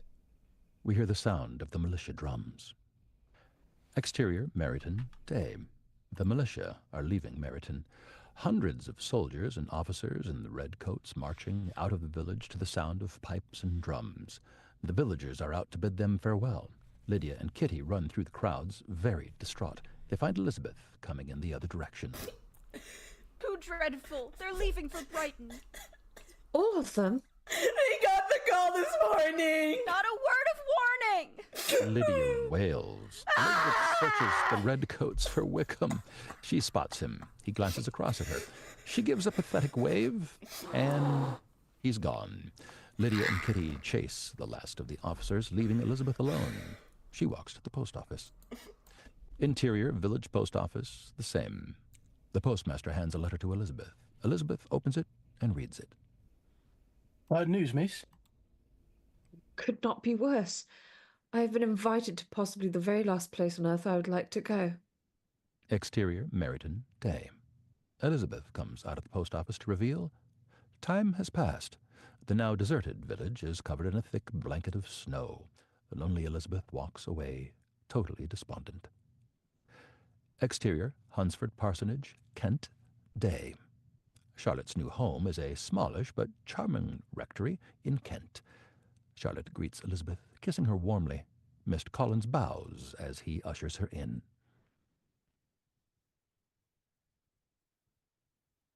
Welcome to our humble abode. Exterior, Hunsford Parsonage, day. There's a coop containing hens of various descriptions, a pigsty, a vegetable patch, a rose bower. Charlotte and Mr. Collins are showing Elizabeth round the place. And from here we have a good view of Rosings Park, where we are honored to dine at least twice a week. Her ladyship's carriage is regularly ordered for us. I should say one of her ladyship's carriages, for she has several. My dear, I think our guest is tired after her journey. Come on, Lizzie. Let's get some tea. My wife encourages me to spend as much time in the garden as possible for the sake of my health. A beat. Lizzie glances at Charlotte, who remains impassive. I plan many improvements, of course. I intend to throw out a bough there and plant a lime walk. Oh, yes, I flatter myself that any young lady would be happy to be mistress of such a house. A tiny nod from Elizabeth. She understands perfectly. Interior, Charlotte's parlor, Hunsford, day. Lizzie and Charlotte are at last alone. They sit down with a certain relief in a charming little parlor that faces the front of the house. Charlotte pours out tea. We shall not be disturbed here, for this parlor is for my own particular use. Oh, Lizzie, it is such a pleasure to run my own home. A flash of understanding between them. Charlotte, come here. Charlotte jumps up and rushes to the window. What's happened? Charlotte!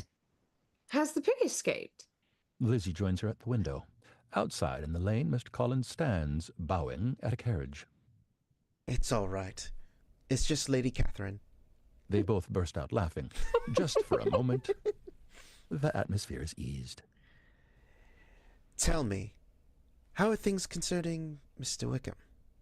Elizabeth's face changes. I have not heard from Mr. Whickham since the regiment left for Brighton, but I am informed by Lydia, who keeps abreast of all matters military, that he does very well. Oh, Lizzie. We hear Mr. Collins rushing back into the house and running up the stairs. Great news! Great news! He comes into the room breathlessly excited. We have an invitation. I'm sorry. We have an invitation to visit Rosings this evening. Lady Catherine de Bourgh. Do not make yourself uneasy, my dear cousin, about your apparel. Just put on that which is best amongst your clothes, and Lady Catherine will not think the worst of you. Exterior, grounds of Rosings, evening. Elizabeth, Charlotte, and Mr. Collins walk hurriedly across the lawns toward the great house. Beyond the topiaried hedges, the grey building looms ominously above them. It is grand without being elegant. One of the most extraordinary sights in all Europe, is it not? The glazing alone cost upward of £20,000. Interior stairway, Rosings, the same. Mr. Collins, Charlotte, and Elizabeth are led up a vast stairway which is painted with visions of hell. Elizabeth stops in front of a painting of a devil. She stares at it.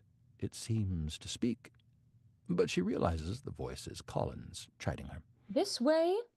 Interior salon, Rosings, dusk. The salon at Rosings is spectacularly grand, hideously so.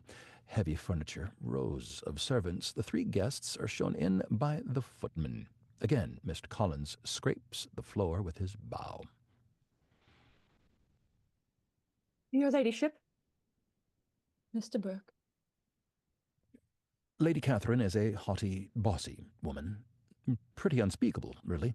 Her daughter is a sickly, irritable-looking creature. So you are Elizabeth Bennett. I am, your ladyship. This is my daughter. It is very kind of you to ask us to dine, Lady Catherine. Lady Catherine ignores her.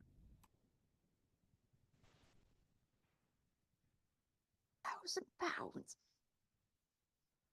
But Lizzie doesn't hear. Darcy walks into the room. Lizzie freezes. When he sees Lizzie, he, too, falters and recovers himself.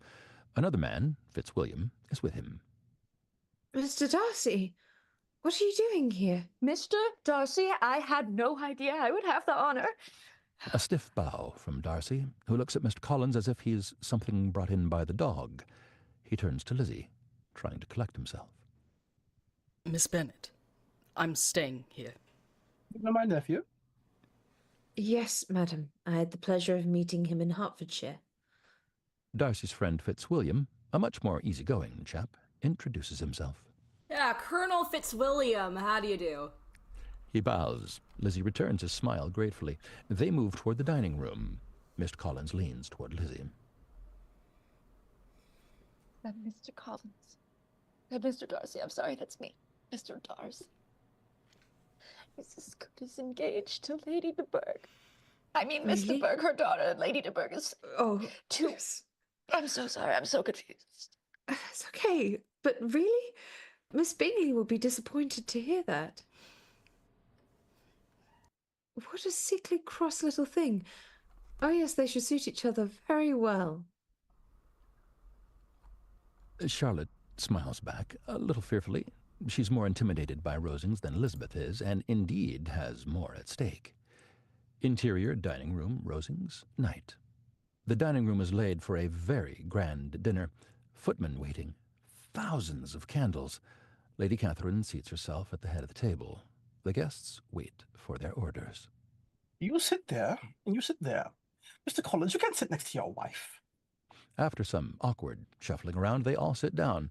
Lizzie, much to her discomfort, finds herself sitting next to Darcy. There is a pause. I trust your family's in good health, Miss Bennett. They are, thank you. My eldest sister is currently in London. Perhaps you happen to see her there? I haven't been fortunate enough, no. Lizzie looks at him. He colors slightly. Lady Catherine addresses Lizzie in a loud voice from the head of the table. Do you play the pianoforte, Miss Bennett? A little, ma'am, and very poorly. Do you draw? No, not at all. Your sisters, do they draw? Not one. That is very strange. But I suppose you had no opportunity. Your mother should have taken you to town every spring for the benefit of the masters. My mother would have no objection, but my father hates London. Has your governess left you? We never had a governess. Mr. Collins. Mr. Collins squirms in embarrassment. Darcy watches Elizabeth keenly. No governess? 5 daughters brought up at home without a governess? Never heard such a thing. Your mother must have been quite a slave to your education. Not at all, Lady Catherine. Are any of your other younger sisters? Yes, ma'am, all of them. All? What, 5 out at once? Very odd. And you only the second, the younger ones out before the elders are married. Your younger sisters must be very young. Yes, my youngest is not 16, but I think it would be very hard on younger sisters not to have their share of amusement because the elder is still unmarried, and to be kept back on such a motive, it would hardly encourage sisterly affection. On my word, you give your opinion very decidedly for so young a person. Pray, what is your age? With 3 younger sisters grown up, your ladyship can hardly expect me to own it. Lady Catherine looks astonished. Mr. Collins shifts in his seat. Mr. Darcy glances sharply, in fact, admiringly, at Lizzie. She's enjoying herself. Interior drawing room, Rosings, night. Dinner is over, and they are drinking coffee. Darcy moves toward Elizabeth, but Lady Catherine interrupts by shouting from her seat. Ah, Miss Bennett, play for us. Oh, no, I beg you. For music is my delight. In fact, there are few people in England who have more true enjoyment of music than myself, or better natural taste. If I had ever learnt, I should have been a great proficient. So would Anne, if her health had allowed her. Please, I told you I play poorly. Come, Elizabeth, her ladyship demands it. Lizzie reluctantly sits down at the piano and starts to play. Lady Catherine takes no notice and talks loudly over the music. How does Georgiana get along, Darcy? She plays very well. I hope she practices. No excellence can be acquired without constant practice.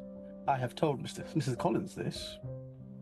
Though you have no instrument of your own, you are very welcome to come to Rosings and play in the piano in the housekeeper's room. Thank you, your ladyship. You'll be in nobody's way, you know, in that part of the house. Darcy flinches at her bad manners. He moves away to the piano where Lizzie is playing, not that terribly well, it must be said. A moment passes.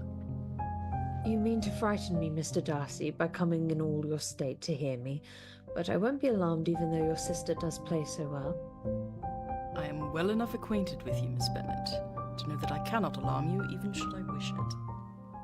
A beat. They eye each other warily. Colonel Fitzwilliam joins them. What was my friend like in Hertfordshire? You really care to know? The colonel nods. Prepare yourself for something very dreadful. The first time I saw him at the assembly, he danced with nobody at all, even though gentlemen were scarce, and there were more than one young lady who was sitting down without a partner. I knew nobody beyond my own party.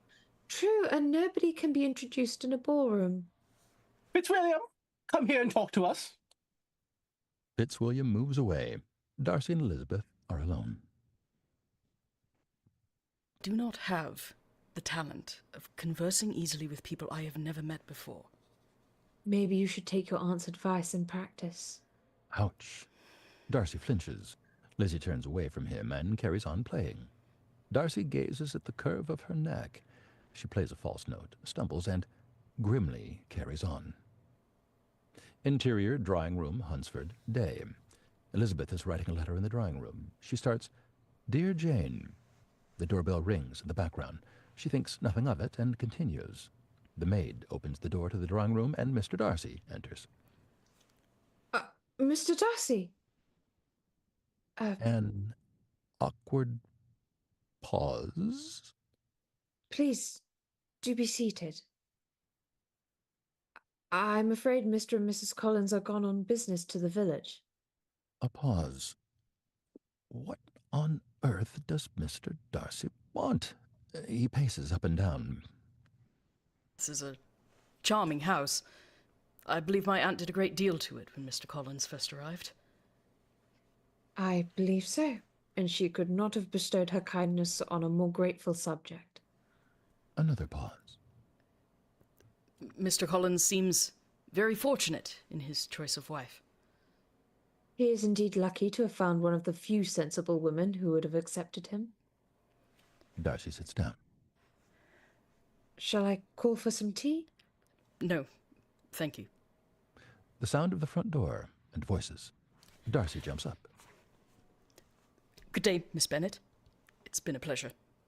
He bows to her and leaves. Elizabeth sits there, bemused and intrigued. Cut to Charlotte in the hallway, taking off her bonnet. Darcy hurries past her with a swift bow and leaves abruptly. Charlotte gazes after him in surprise. Charlotte heads to the drawing room, where she finds Elizabeth sitting, bemused. What on earth have you done to poor Mr. Darcy? I have no idea. She truly doesn't. Charlotte gives Elizabeth a look. Exterior, Hunsford Church, day. Sunday service is over and worshippers are leaving the church. Mr. Collins, in his vestments, obeisses himself to Lady Catherine, who is sweeping out with her miserable-looking daughter and downtrodden governess. Elizabeth joins Colonel Fitzwilliam. They walk down the path together. How long do you plan to stay in Kent, Colonel? As long as Darcy chooses, I'm at his disposal. I do imagine your cousin brought you down with him chiefly to have someone to order around. I wonder he does not marry and secure a lasting convenience of that kind. She would be a lucky woman. Really? Darcy is a most loyal companion. From what I heard on our journey here, he recently came to the rescue of one of his friends just in time. Darcy, waylaid by various people, comes out of the church. His eyes search for Elizabeth. He sees her with Fitzwilliam and hesitates. Too late. Mr. Collins steps up to him and engages him in conversation. Elizabeth stops at the churchyard gate. What happened? He saved the man from an imprudent marriage. Who was the man? His closest friend, Mr. Bingley. A silence. Did Mr. Darcy give you his reasons for the interference? There were apparently strong objections to the ladies. What kind of objections? Her lack of fortune? I think it was her family that was considered unsuitable. So he separated them?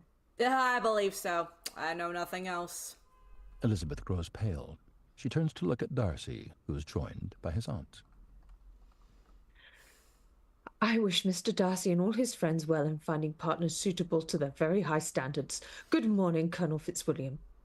Elizabeth sees that Collinses are still busy with their parishioners and slips away.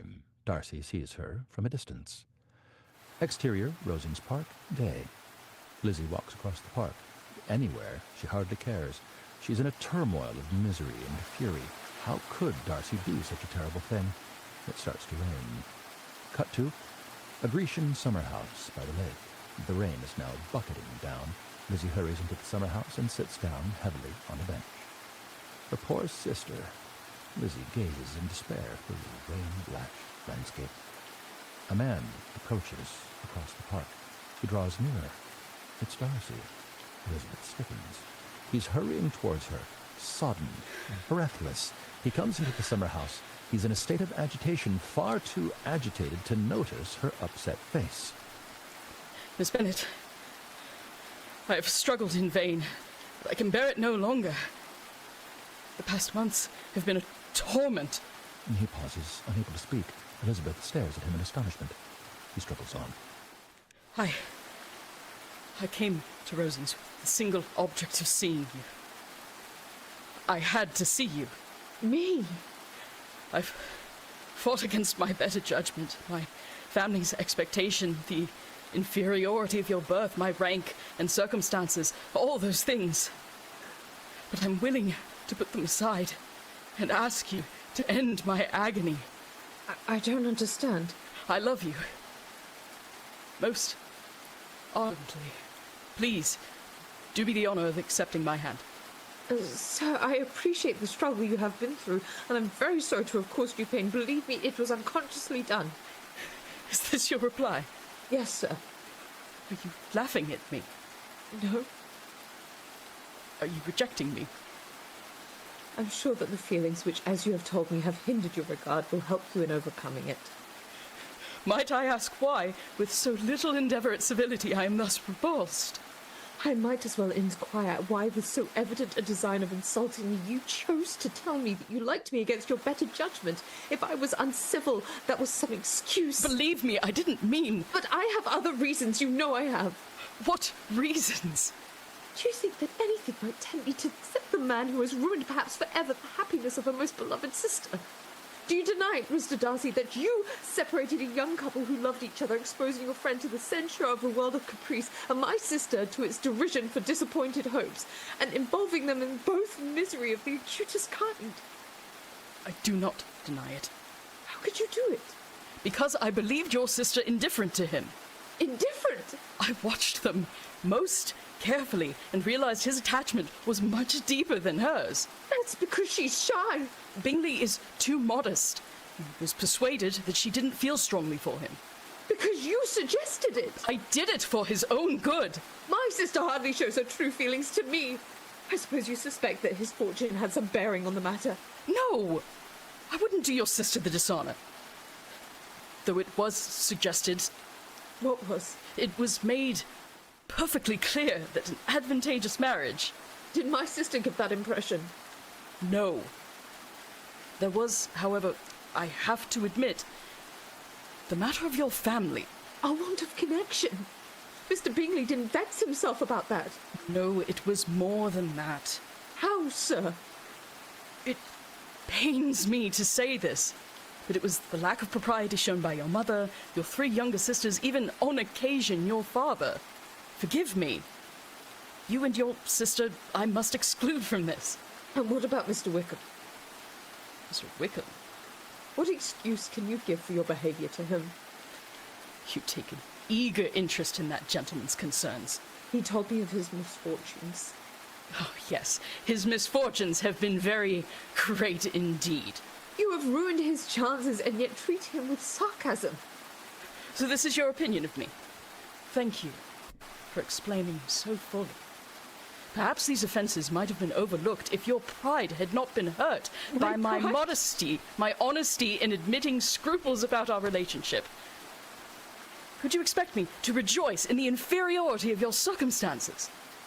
Are those the words of a gentleman? From the moment I first met you, your arrogance and conceit, your selfish disdain for the feelings of others made me realize that you were the last man in the world I could ever be prevailed upon to marry.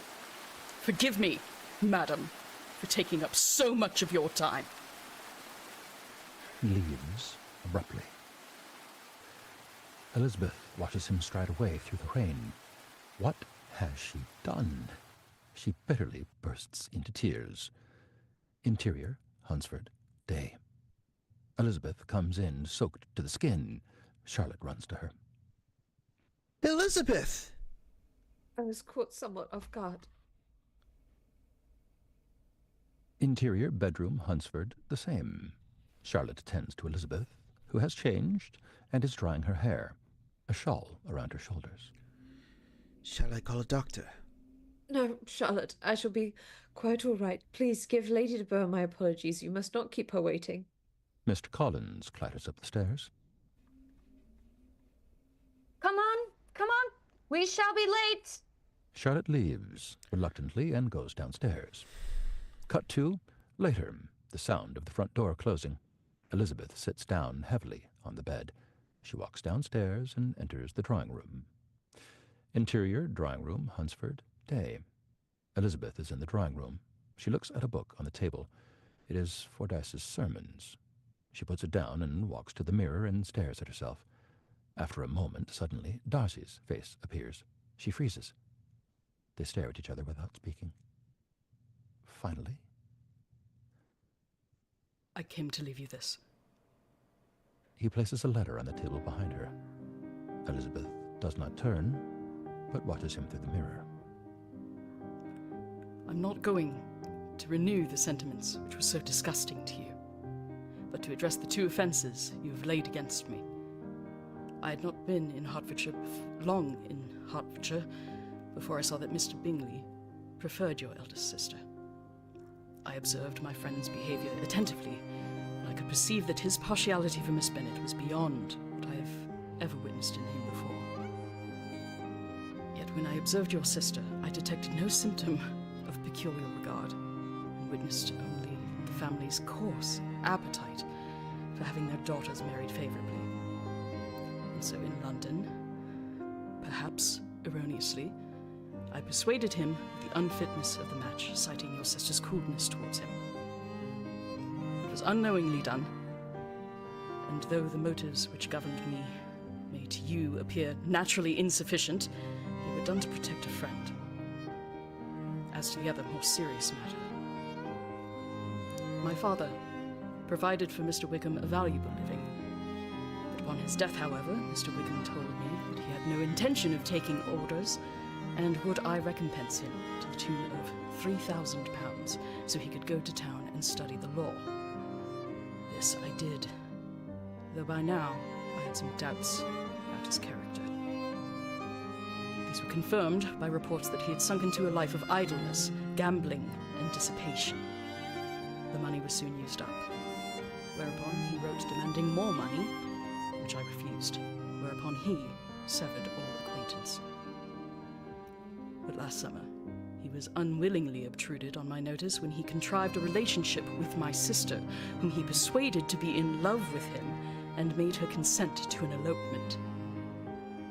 She was but 15. Mr. Wickham's prime objective was her inheritance of £30,000, but hope of revenging me was a strong inducement. I was lucky enough to persuade my sister of her folly. I hope this goes some way to mitigating my behaviour in your eyes. If you doubt my word, please have it confirmed by my cousin, Fitzwilliam. Interior, drawing room, Hunsford, later, day. Elizabeth with the letter. Charlotte walks in. Elizabeth is shaking. Lizzie, are you all right? I do not know. I hardly know myself. Elizabeth looks at Charlotte, utterly shaken. Interior, exterior, carriage, Cheapside, day. Elizabeth riding in a carriage through Cheapside, reading the letter. P.S. As we shall never meet again, I wish you all happiness in the future. Elizabeth looks out at the high warehouse building and the bustle of trade. There is no horizon. Interior, Gardiner's house, Cheapside, day. Mrs. Gardiner, the girl's kindly aunt, is taking Elizabeth's coat from her. Fortunate you are here just in time to catch everybody coming through from Longbourn. How is Jane? She's outside. Through a window, Elizabeth sees Jane sitting quietly alone at her needlework. Cut to exterior, small back garden of the Gardiner's house, East Cheapside, are the same. Elizabeth and Jane sit together in the small walled garden. Jane is all smiles, but behind her eyes is a sadness unseen before. Elizabeth is desperate to unburden herself, but feels unable. I'm quite over him, Lizzie. If he passed in the street, I would hardly notice. London is so diverting. Oh, Jane. It's true. What with the theatre and... But tell me, what news from Kent? Nothing. Everything is as you might imagine. Elizabeth tries to smile. There's a crash as all the Bennets arrive at the house. Kitty rushes into the garden, crying her eyes out. She's followed by Lydia and Mrs. Bennett. Lizzie, tell Mama, tell her. Mrs. Forster has invited me. Why did she ask me as well? Kitty, what's happened? Because she likes me better. I've just as much right as Lydia.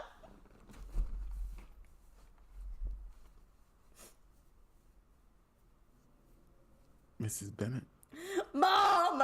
Oh, if I could go to Brighton. And more so, because I'm 2 years older! Elizabeth looks to Jane. Lydia has been invited to Brighton with the Foresters. A little sea bathing would set me up very nicely. I shall dine with the officers every night. A wail from Kitty. I'm sure I cried for 2 days when Colonel Miller's regiment went away. Thought I should have broke my heart. Mother, are you all mad? She glares at them, deeply upset. By them, by everything. Interior, the Gardiner's house, day. Elizabeth has found a quiet corner with her father. Please, Papa, don't let her go. Lydia will never be easy till she has exposed herself in some public place or another, and we can never expect her to do it with so little inconvenience as under the present circumstances. If you do, dear father, will not take the trouble to check her, she will be fixed forever as the silliest and most determined flirt who ever made her family ridiculous. And Kitty will follow as she always does. We shall have no peace until she goes. Peace? Is that all you care about? Colonel Forster is a sensible man and will keep her out of any real mischief, and she is far too poor to be an object of prey to anyone. Father, it's dangerous. I'm sure the officers will find women better worth their while. Let us hope, in fact, that her stay in Brighton will teach her her own insignificance. At any rate, she can hardly grow any worse without authorizing us to lock her up for the rest of her life. Elizabeth gazes at her father. Will nothing touch him? He gave up on his daughter long ago. For this, just now, she hates him. No wonder our family is treated with contempt. She leaves, tears stinging her eyes. Her father looks puzzled at her outburst. Interior, drawing room, Cheapside, the same. Mr. Bennett follows Elizabeth in. Well, at least the house will be quieter. I do not wish to be stuck with such a foolish family any longer, with your constant talk of men and marriages. Surely there is more to life. Lizzie, dear, you would be very welcome to accompany us. Oh, yes, we plan to journey through the Peak District. You'll be most welcome. By the glories of nature, what are men compared to rocks and mountains? Believe me, men are either eaten up with arrogance or stupidity, and if they're amiable, they're so easily led that they have no minds of their own whatsoever. Take care, my love. That savours strongly of bitterness. No, they bring nothing but heartache. Interior, bedroom, Cheapside, night. As usual, Elizabeth and Jane share a bed. They lie next to each other in the darkness. I saw Mr. Darcy when I was in Rosings. Why didn't you not tell me? Did he mention Mr. Bingley? Pause.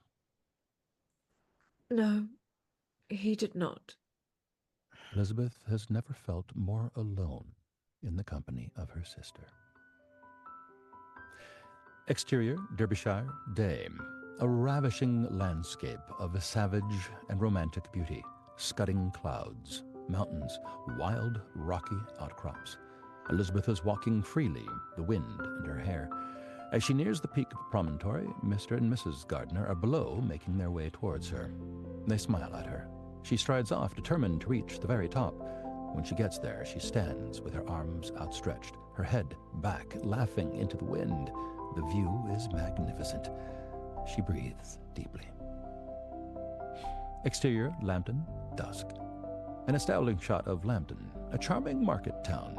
Through the window of an inn, we see Elizabeth and Mr. and Mrs. Gardiner at a table. Interior, inn, Lambton, night. In the inn, the Gardiners and Elizabeth are eating supper, an air of high spirits. At the next table, another amiable tourist couple are also tucking into their food. He's been taking the waters at Brooks and hasn't done a lot of good. But we've had a fine time, haven't we, dear? We visited Chatsworth, Dovedale, Pemberley. Really? Just 2 miles from here. Close. Very close on Lizzie's face. One of the best houses in the country. Aren't you acquainted with the owner, Mr. Darcy? Well, we shall go there tomorrow, Lizzie. I would rather stay here. Stay here? I must own that I'm tired of great houses, all those carpets and curtains. But you like Chatsworth? If it is anything like Mr. Darcy, I am sure I will not be able to bear it. Come, come, Lizzie. The grounds alone are worth a visit. Let us not make a fuss. If the girl does not want to go there, there is little point in persuading her. Interior, bedroom, inn, night. Elizabeth is preparing for bed. The chambermaid fills her washbowl and starts to leave. I hear that Pemberley is not far from here. Yes, madam. You see something of the owner, do you, in town? Not for some months, madam, for he's still in London, I believe. A pause, close on Elizabeth's face. Exterior, Pemberley, day. The carriage enters the gates of Pemberley. I'm so glad you changed your mind. Elizabeth is alert, her eyes bright with curiosity. The parkland is wild and rocky. Deer graze, rooks wheel in the sky, a sense of freedom and liberation. As the carriage drives over the top of a hill, close on Elizabeth's face, she gasps. The Gardiners gasp. A huge, wide shot of Pemberley House.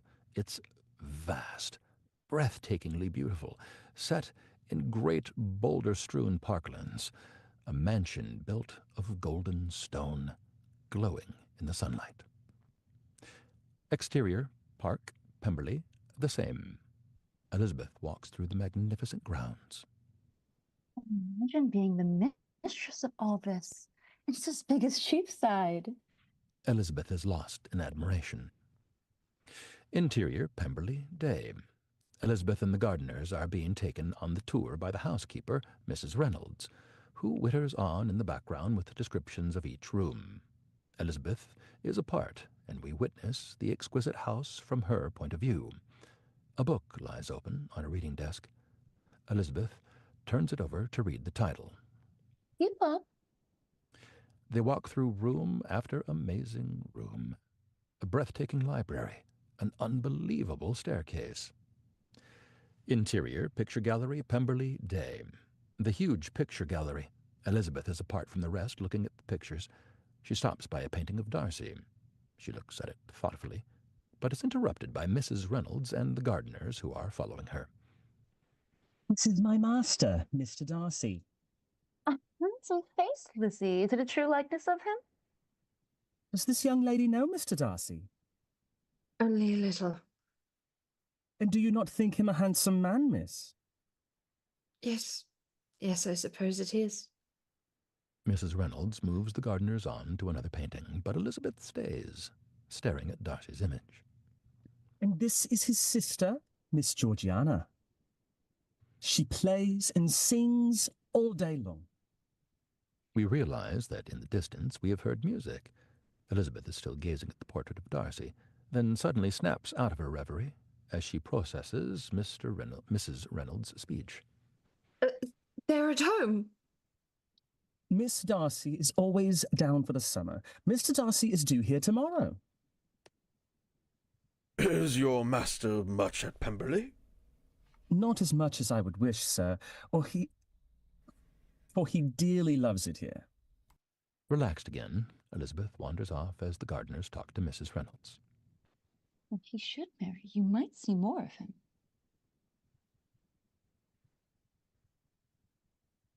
Yes, madam, but I do not know when that will be. I do not know a lady who is good enough for him. What do you mean? I've known Mr. Darcy since he was a boy. He was always kind and generous person. Even then, not everyone can see it because he does not make a meal of it, like a lot of young men nowadays. But he is the most sweet-tempered and kind-hearted man I have ever known. Cut to, as the Gardiners look at more paintings, Elizabeth drifts out through the open doors and onto a terrace. In the bright sunlight, the view of the gardens and valley beyond is exquisite. Outside, the music we heard before is louder. Exterior, terrace, Pemberley, the same. Elizabeth wanders aimlessly across the terrace, being unconsciously drawn by the music. Suddenly, Elizabeth recognizes the tune. Perhaps it is the one she has played earlier, but this time it is played exquisitely. She follows the music round a corner, intrigued as she gets closer and closer to its source. She finally realizes she is outside the room where the music is being played. She steels herself a moment, but her curiosity gets the better of her, and she discreetly peeps in. Through the window, we see Georgiana Darcy, beautiful 15-year-old, playing the piano with great passion and fluency. She's moved by the music and listens. After some time, then someone steps into her view, but is mostly hidden by shadows in the room. He's directly behind Georgiana and gently puts his hands over her eyes. Georgiana stops playing and laughs uproariously. She stands and kisses the figure. The sunlight hits his face. It is Darcy. Georgiana and Darcy kiss. Elizabeth is stunned to see him there. Darcy glances up and sees Elizabeth watching him. For a moment, they both stare at each other, frozen with surprise. Georgiana starts in fright at the figure. Elizabeth turns and runs. Darcy comes out after her. Miss Bennett! Elizabeth stops, appallingly embarrassed. Darcy catches up with her. They both blush deeply. I thought you were in London. No, I'm not. No. Another ghastly silence. Then they both speak at once. I came here a day early. Some business with my steward. They stop. He gazes at her with great emotion.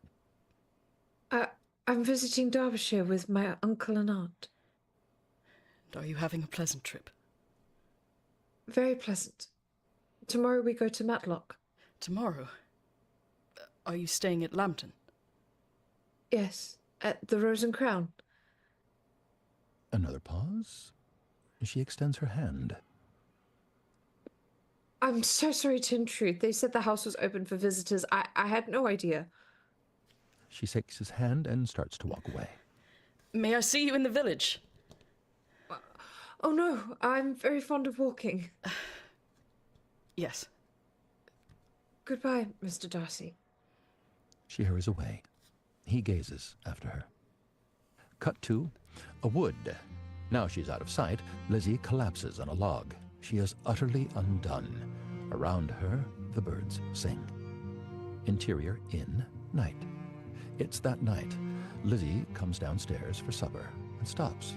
Through a gap in the door to the restaurant, she sees Mr. Darcy talking to her aunt and uncle. I shall send my carriage at noon. After a moment, Darcy leaves and Elizabeth approaches the table. Lizzie, I've just met Mr. Darcy. Why didn't you tell us you had seen him? He's asked us to dine with him tomorrow. He was very civil, was he not? Very civil. Not at all like you painted him. To dine with him? There is something pleasing about his mouth when he speaks. You don't mind delaying our journey for another day? Elizabeth shakes her head dumbly. He particularly wishes for you to meet his sister. His sister? Interior, library and drawing room, Pemberley, day. A footman escorts Elizabeth and the Gardiners through the stupendous library. From the drawing room, the sound of a piano playing. It's the same music Elizabeth played at Rosings, but this time played very beautifully. Elizabeth is filled with trepidation. We can almost feel her heart racing. The footman opens the double doors to reveal the magnificent drawing room. Darcy is there. So is the dreaded Miss Bingley. Seeing her, Elizabeth's polite smile falters. Darcy's sister, Georgiana, plays the piano. She jumps up and hurries over. My sister, Miss Darcy. They smile and bob. Georgiana is a friendly, sweet girl. Miss Elizabeth, my brother has told me so much about you. I feel as if we're friends already. What a beautiful instrument. My brother gave it to me. He shouldn't have. Yes, I should. Oh, very well then. She's easily persuaded, is she not? They gaze at each other with affection. Miss Bingley approaches. What a surprise, Miss Bennet, to see you in Derbyshire. Your brother as well, I trust. Oh, very well. He hopes to come here soon. Pemberley has a special attraction for him. Yes, the library's particularly splendid, is it not?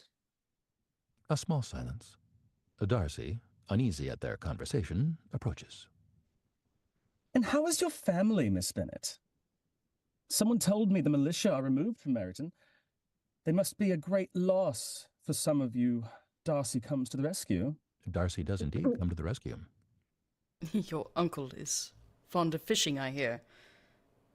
Yes, very. Can you persuade him to borrow a rod this afternoon? The lake here is very well stocked, and its occupants left in peace for far too long. Elizabeth smiles, surprised and delighted, and grateful to be rescued. What does Mr. Darcy mean by this? She moves away to speak to her uncle. Miss Bingley moves closer to Darcy. In 6 months, I have never seen anyone so altered. How brown and coarse she's become. I perceive no alteration except she is rather tanned. Hardly a miraculous consequence of travelling in the summer.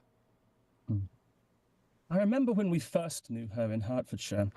You said, sheer beauty. I would have soon called her mother a wit. You must have misheard, Caroline. Even had I thought it, I would have couched it with a little more finesse. Elizabeth looks across at Darcy. They smile at each other. Exterior, Derbyshire, dusk. Darcy is driving Elizabeth and the Gardiners back to Lambton. The rugged landscape looks even more beautiful and dramatic in the dusk light. Elizabeth sits up with Darcy, who holds the reins, while Mr. and Mrs. Gardiner sit comfortably in the carriage. Mr. Gardiner smiles broadly at 2 large fish that lie beside him. It's so beautiful up here. I'll be sorry to leave. Darcy smiles at her. You have been a most gracious host. I'm sure my aunt and uncle will talk of nothing else for days. I have recently thought a great deal about how I appear and act to others. She smiles softly at Darcy. It does you credit, sir. Interior, inn, Lambton, night. The party arrives back at the inn. What a capital fellow! Thank you so much, Mr. Darcy. Darcy is about to take his leave when a servant brings Elizabeth a letter. For you, madam. It's from Jane. She rips open the letter. Interior, parlor, inn, Lambton, the same. Elizabeth is crying with the open letter in her hand. Darcy and Mr. and Mrs. Gardiner stand dumb, not quite knowing what to do. Elizabeth tries to speak, but bursts into tears again. She cries for a long time. Miss Elizabeth. She cries on. Miss Elizabeth. She eventually gathers herself. It's the most dreadful news. Lydia has run away with Mr. Whickham. They are gone together from Brighton to Lord knows where. She has no money, no connections. I fear she is lost forever. This is my fault. If only I had exposed Whickham when I should. No, this is my fault. I might have prevented all of it by merely being open with my sisters rather than too proud of my knowledge. Mr. and Mrs. Gardiner look at each other, perplexed. Has anything been done to recover her? Father has gone to London, but I know very well that nothing can be done. We have not the smallest hope. Would to heaven that anything could be said or done on my part that could offer some consolation to such distress. Sir, I think it is too late. I am afraid we must go at once. I will join Mr. Bennett and find Lydia before she ruins the family forever. I am so very sorry. This is grave indeed. I will leave you. Goodbye. Darcy pauses at the door, looks back at Elizabeth, and then is gone. Exterior, countryside, night. The gardener's carriage racing through the night. Interior, Longbourn, Mrs. Bennett's bedroom, day. Elizabeth, Jane, Mary, and Kitty are gathered around Mrs. Bennet, who has taken to her bed. Why did the Foresters let her out of their sight? I always said they were unfit to take charge of her. And now she is ruined. You are all ruined. Who will take you now with a fallen sister? Mr. Bennet will now have to fight the perfidious Whickham, and then he'll be killed. He hasn't found him yet, Mama. The Collins will turn us out before he's cold in his grave. Do not be alarmed, Mamma. Our uncle is helping in the search. Lydia must know what this will do to my nerves. Such flutterings and spasms will help in the search.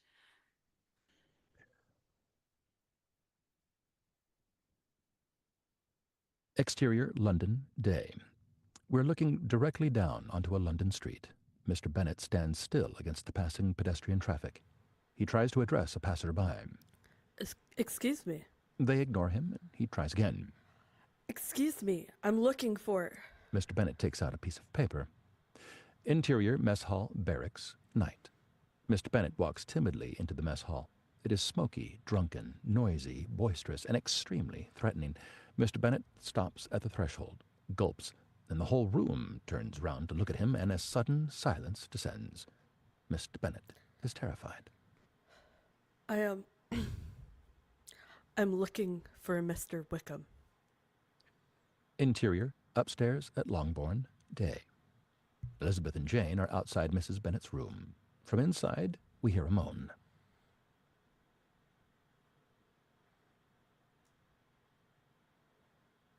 Mrs. Bennet? Lost my place. There it is. We are ruined. Ruined. How long is this going to go on for? Don't be too harsh. This is hard for all of us. Interior, downstairs, Longbourn, the same. Elizabeth and Jane walk into the drawing room. Kitty and Mary are busying themselves. I can't bear not hearing anything. Look, it's Papa! Interior, library, Longbourn, day, continuous. The girls rush into the library. Mr. Bennet slumps at his desk. Who is to fight Whickham and make him marry Lydia now that you've come home? For God's sake, let me be. Lizzie, help with my boots. Elizabeth pulls off his boots for him. You suppose them to still be in London? Where else could they be so well concealed? Oh, Father, I'm so sorry. It's been my own doing. You mustn't be too severe on yourself. No, Lizzie. Let me once in my life feel how much I have been to blame. I'm not afraid of being overpowered by the experience. It will pass away soon enough. Exterior, interior, boarding house, London, day. We are looking through a window to the stairwell of a seedy-looking boarding house. An anonymous pair of men's boots appear climbing up the stairs. We move across the exterior wall of the building to find an open window through which Lydia and Whickham can be seen. Lydia and Whickham sit, snuggled close beside the fire in their room in a humble lodging house. They're eating a meal with relish. Giggling, Lydia feeds him a mouthful. A knock at the door. They freeze like naughty children. Exterior, garden, Longbourn, day. The girls have a letter. Kitty grabs it from Jane. Mary grabs it from Kitty. Before she has a chance to open it, Jane grabs it from Mary.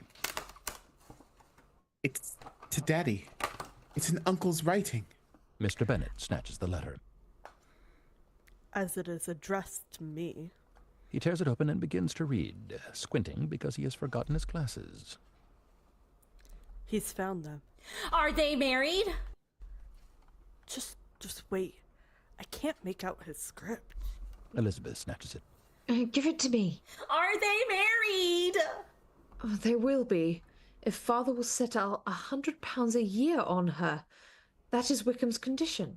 £100? You will agree to this, father? The letter is passed around the other girls. Of course I will. But how much your uncle has laid on this wretched man already is anybody's guess. What do you mean, father? No man in his senses would marry Lydia on so slight a temptation as 100 a year. Ah, I see. See what? Your uncle is very generous. Do you think it a large sum? Wickham's a fool if he takes her for less than £10,000. I shall be sorry to think so ill of him in the very beginning of our relationship. 10,000? Heaven forbid. Interior, Mr. and Mrs. Bennet's bedroom, Longbourn, day. Close on Mrs. Bennet's face as she springs out of bed. Pure triumphant joy. Oh, Lydia, married, and it's 16 too. Ring the bell, Kitty. Oh, I must put on my things and tell Lady Lucas. Oh, to see her face, and tell the servants they will have a bowl of punch. The other Bennets are assembled. We should thank our uncle, Mama. And so he should help. He's much richer than us, and he hasn't got any children, by the by. How can you talk like that? Her mother gets to her feet. Oh, a daughter married? Is that all you think about? Mrs. Whickham, how well it sounds! You don't know what he's like. Now, where will they live? Purvis Lodge might do. Ashworth is vacant, of course, but it's too far off. I couldn't bear to have her 10 miles from me. Oh. Before you take any of those houses, Miss Bennet, let us be clear. Into one house she will never be welcome. Interior, hallway, Longbourn, day.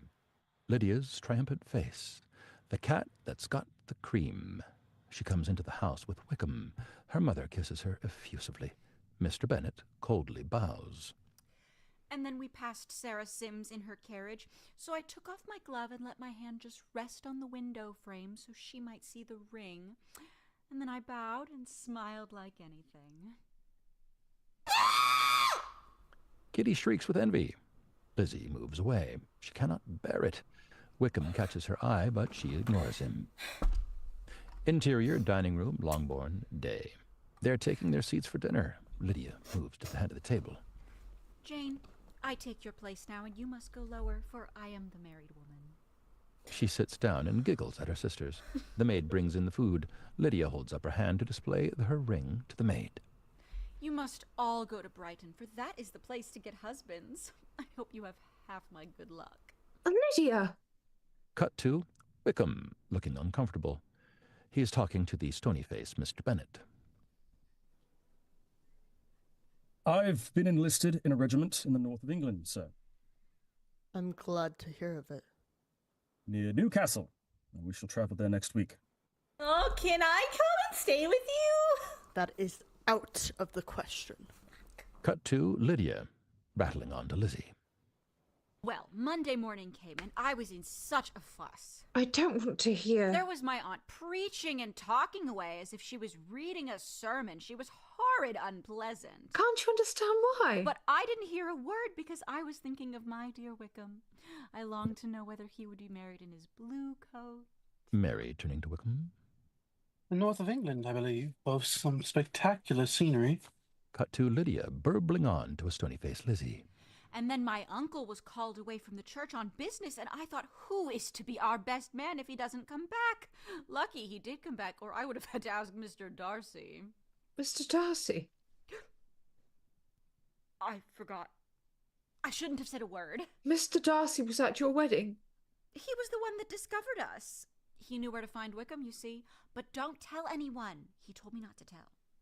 Lizzie stares at her. Darcy? At her wedding? Lydia turns away to talk to the others. Exterior, garden, Longbourn, day. Lydia, croquet mallet in hand, drags her new husband across the lawn. Kitty follows.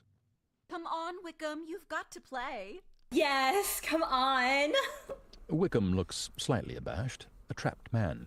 What has he let himself in for? Lizzie comes into the garden, looking for her younger sister. Whickham detaches himself and comes over to her. A rueful smile.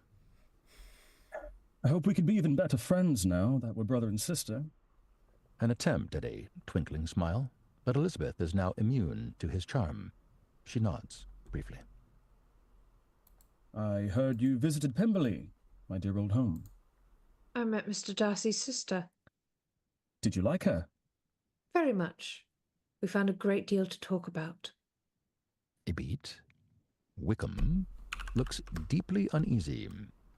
He bows and leaves. Lizzie watches him pick up a mallet and take his turn. She can't bear it. She hurries up to Lydia and draws her aside. Why was Mr. Darcy there? Well, Lizzie abandons her pride. She takes Lydia's hand. Please, Lydia. because he paid for it. For what? The wedding, Wickham's commission, everything. Everything? Lydia, it's your turn. Kept saying Wickham owed them money. It was so tedious. So Darcy settled his debts, but I don't really like him. Do you? Well, why did he do it? I don't know, do I? Anyway, you're not to tell because it's supposed to be our uncle who paid, and he wouldn't have minded paying either because I'm his favorite. She leaves. Giggles and shrieks from the croquet lawn. Elizabeth looks blank with shock. Exterior, Bingley's house, Mayfair, day. Close on Darcy's grimly determined face. Drawing back, we see that he is walking down a street in Mayfair. He arrives at a house, pauses, and rings the bell. The door is opened. Mr. Darcy? I have some business with Mr. Bingley. Darcy goes inside, and the door shuts. The camera cranes slowly upstairs until we can see through the first-floor window and into the drawing room. Mr. Darcy enters and bows to Mr. Bingley. He starts to talk in earnest. Bingley looks stunned by what Darcy is relaying to him. We witness the dumb show of Darcy confessing that he has wronged Jane Bennet. Exterior, Longbourn, day. Lydia and Whickham are leaving. Mr. Bennet stands at a distance. Mrs. Bennet sobs as Lydia climbs onto the carriage. Answer me often, my dear. Whickham takes his leave of Elizabeth. Please relay my affections to the Darcys on your next acquaintance. I'm sure he will be pleased to hear how things have worked out so well. Married women never have much time for writing. My sisters may write to me. They'll have nothing else to do. The Mrs. Bennet and the girls watch as the carriage drives away. Oh, there is nothing so bad as parting with one's children. One seems so forlorn without them. That is the consequence of marrying a daughter. It must make you better satisfied that your other four are single. Exterior, Meryton Village, day. Elizabeth and Jane are out shopping with their mother and sisters. Their housekeeper, Mrs. Hill, comes out of the butcher's shop. Did you hear the news, madam? Mr. Bingley is returning to Netherfield. A stunned silence. Lizzie glances at Jane. She blushes. Mr. Bingley? Mrs. Nicholas is ordering a haunch of pork, for she expects him tomorrow. Tomorrow? Not that I care about it. Mr. Bingley is nothing to us, and I'm sure I never want to see him again. No, we shall not mention a word about it. Is it quite certain that he's coming? Yes, madam. I believe he's alone. His sister remains in town. Huh. Come along, girls. Their mother goes into the draper's shop. Jane pauses at the threshold. It's all right, Lizzie. I'm just glad that he comes alone, because then we shall see less of him. Not that I'm afraid of myself, but I dread other people's remarks. A brave smile. Lizzie, of course, is not convinced in the slightest. They go into the shop. Exterior, Longbourn, day. Mr. Bingley rides toward Longbourn, a look of slight trepidation in his eyes. Darcy now comes into view, riding alongside him. They cross the moat bridge. Interior, drawing room, Longbourn, day. Mary is practicing her scales. Jane and Elizabeth are sitting at their work with their mother. Kitty rushes in. He is here! He is here! He's at the door! Oh my goodness, everybody acts naturally! Jane completely freezes. Everybody else goes into a fluster. Whatever you do not appear overbearing. Kitty looks out through the window. Look! Oh, there's someone with him! Mr. What's-his-name, the pompous one from before. Elizabeth looks through the window at Darcy. Her heart leaps to her mouth. Oh, Mr. Darcy, indeed. The very insolence of it. What does he think of coming here? Elizabeth returns to her seat and sits down heavily. Mrs. Bennett hurries over to Jane and pinches her cheeks. Mama! Stop that and sit down. Find yourself some work. Oh, Lord. They sit there, frozen, pretending to sew. The drawing room door opens, and Mrs. Hill shows in the two men. They bow. Bingley smiles warmly at Jane, who blushes. Elizabeth glances at Darcy. His face is strained. Mrs. Bennett is all smiles for Bingley. She ignores Darcy. Oh, how very glad we are to see you, Mr. Bingley. There are a great many changes since you went away. Miss Lucas is married and settled, and one of my own daughters, too. You will have seen it in the papers, though it was not put in as it ought to have been. Very short, nothing about her family. Oh, I did hear of it, and offer my congratulations. But it's very hard to have my Lydia taken away from me. Mr. Whickham has been transferred to Newcastle, wherever that is. Thank heaven he has some friends. Mrs. Bennet shoots a frosty glance at Mr. Darcy. This is more than Elizabeth can bear. Do you hope to stay long in the country, Mr. Bingley? Just a few weeks for the shooting. Oh, when you have killed all your own birds, Mr. Bingley, I beg you will come here and shoot as many as you please. Thank you. Mr. Bennet will be vastly happy to oblige you and will save all of the best cubbies for you. Excellent. Are you well, Mr. Darcy? Quite well. Thank you. Oh, well, I hope the weather stays fine for your sport. I return to town tomorrow. So soon? My Jane looks well, does she not? Mr. Bingley stands up abruptly. She does indeed. Well, I must be going, I suppose, Darcy. Darcy cannot quite believe it. He gives Bingley a harsh stare. Bingley has not completed his task. It's very pleasant to see you all again. Elizabeth. Miss Jane. Bingley can almost not bear to look Jane in the eye as he acknowledges them all very briefly and bolts for the door. Mrs. Bennet fusses around him. Oh, you must come up again, for when you were in town last winter, you promised to take a family dinner with us. I haven't forgot, you see, at least 3 courses. Bingley and Darcy take their leave, leaving the Bennets sitting in silence, all looking at one another. Kitty is fit to burst out laughing. Elizabeth and Jane, horrified by the awkward visit. Exterior, the lane near Longbourn, the same. Bingley is pacing backwards and forwards in despair, muttering to himself. Darcy looks at him in extreme frustration. Dumb! Buggery! Dumb! What were you thinking of? It's as if Bingley has not heard. He keeps pacing up and down. Damn and blast your buggery, damn! Interior, drawing room, Longbourn, day. The girls are now spread around the room. Jane in despair.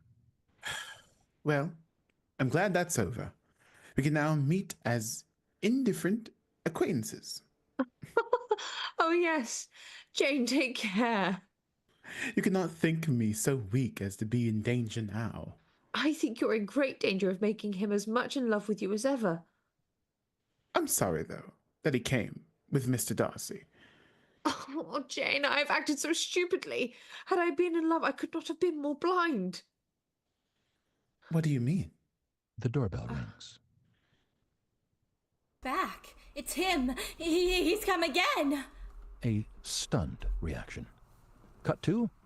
Everyone has regained their decorous positions. They hear Bingley's voice at the door, and he comes in very awkwardly.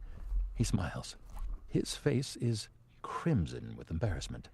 I know this is all very embarrassing, but I would like to request the privilege of speaking to Miss Jane. They all look at him. Alone. Girls, everybody to the kitchen immediately! Mr. Bingley, it is so good to see you again so soon. She ushers everyone out, not before squeezing Jane's hand. Now Jane and Bingley are alone, facing each other, with extreme embarrassment. Miss Bennet, you have been the victim of a huge misunderstanding. Suffice to say, I have been an unmitigated and comprehensive ass, and therefore I would like to ask you. Cut to interior, hallway, Longbourn, the same. Mrs. Bennet, Kitty, Mary, and Mr. Bennet are all jostling for a position at the door in order to overhear events inside. Elizabeth is apart from her family. She cannot bear to be there. She walks down the corridor and out of the house into the garden. Through a window, she sees Bingley on one knee. Her eyes fill with tears as she walks away from the house. Cut to interior, drawing room, Longbourn, the same. Bingley looks at Jane, desperately worried. A pause. Yes. 100 times, yes. Mrs. Bennet and the girls throw open the double doors to the drawing room and come crashing in. Bingley and Jane beam at them. Thank the Lord, I thought it would never happen! Exterior, garden, Longbourn, the same. Elizabeth is sat under a tree, crying. Exterior, countryside, overlooking Longbourn, the same. Darcy looks down at Longbourn. Interior, bedroom, Longbourn, night. Mr. Bennet and Mrs. Bennet are in bed. I am sure they will do well together. Their tempers are much alike. They will be treated assiduously by their servants and be so generous with the rest. They will always exceed their income. Exceed their income? He has 5,000 a year. Oh, I knew she could not be so beautiful for nothing. The camera moves through to another bedroom, where Mary is reading a book out loud to Kitty, then to yet another room. Interior, Elizabeth's bedroom, night. Jane and Elizabeth lie in bed. He has made me so happy. You know, he was totally ignorant of me being in town the last spring. How did he account for it? He thought me indifferent. Unfathomable. No doubt poisoned by his pernicious sister. Bravo! That was the most unforgiving speech you ever made. Oh, Lizzie, if I could but see you so happy. If there was such another man for you. There is a noise outside. Perhaps, if I have very good luck, I may meet with another Mr. Collins in time. What is that? More noise. It sounds like a carriage, and then a loud banging on the door downstairs. The girls look at each other. Interior, downstairs, Longbourn, night. Mr. Bennet, Mrs. Bennet, and the girls, lit only by candles, have gathered. The door bangs again.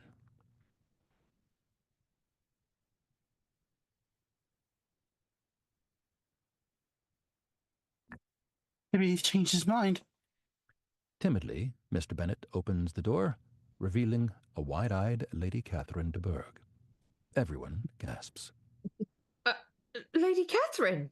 Lady Catherine does not acknowledge her, but comes in uninvited, inspecting the assembled company of aghast Bennets.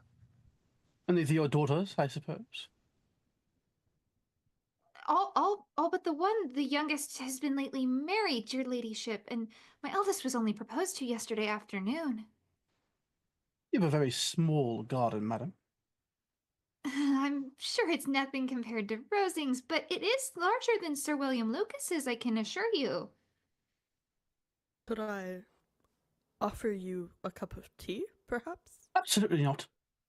I must speak with Miss Bennet Elizabeth alone, as a matter of complete urgency. The Bennets all look at each other, bewildered by this strange turn of events. Interior, drawing room, Longbourn, night. Elizabeth leads the way into the drawing room, lights an oil lamp. Lady Catherine walks in. The door closes behind them. You can be at no loss, Miss Bennet, to understand why I am here. Lit only by the oil lamp, Lady Catherine resembles a flickering ghoul.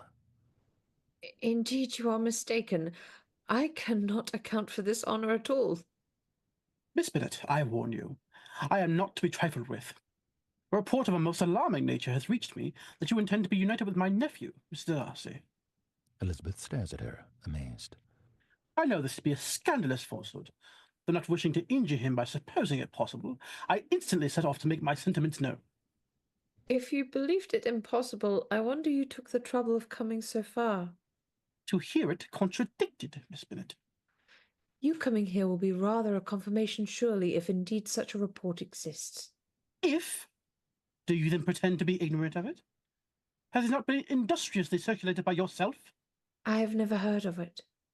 And can you declare there is no foundation for it? I do not pretend to possess equal frankness with your ladyship. You may ask the questions which I may choose not to answer. This is not to be borne. Has my nephew made you an offer of marriage? Your ladyship declared it to be impossible. Let me be understood. Mr. Darcy is engaged to my daughter. Now, what have you to say? Only this. If that is the case, you can have no reason to suppose he will make an offer to me. Obstinate girl! This union has been planned since her infancy. Do you think it can be prevented by a young woman of an inferior birth, of no importance in the world, and wholly unallied to his family? Whose own sister's elopement resulted in a scandalously patched-up marriage, only achieved at the expense of your uncle? Heaven and earth, are the shades of Pemberley to be thus polluted? Now tell me once and for all, are you engaged to him? I am not.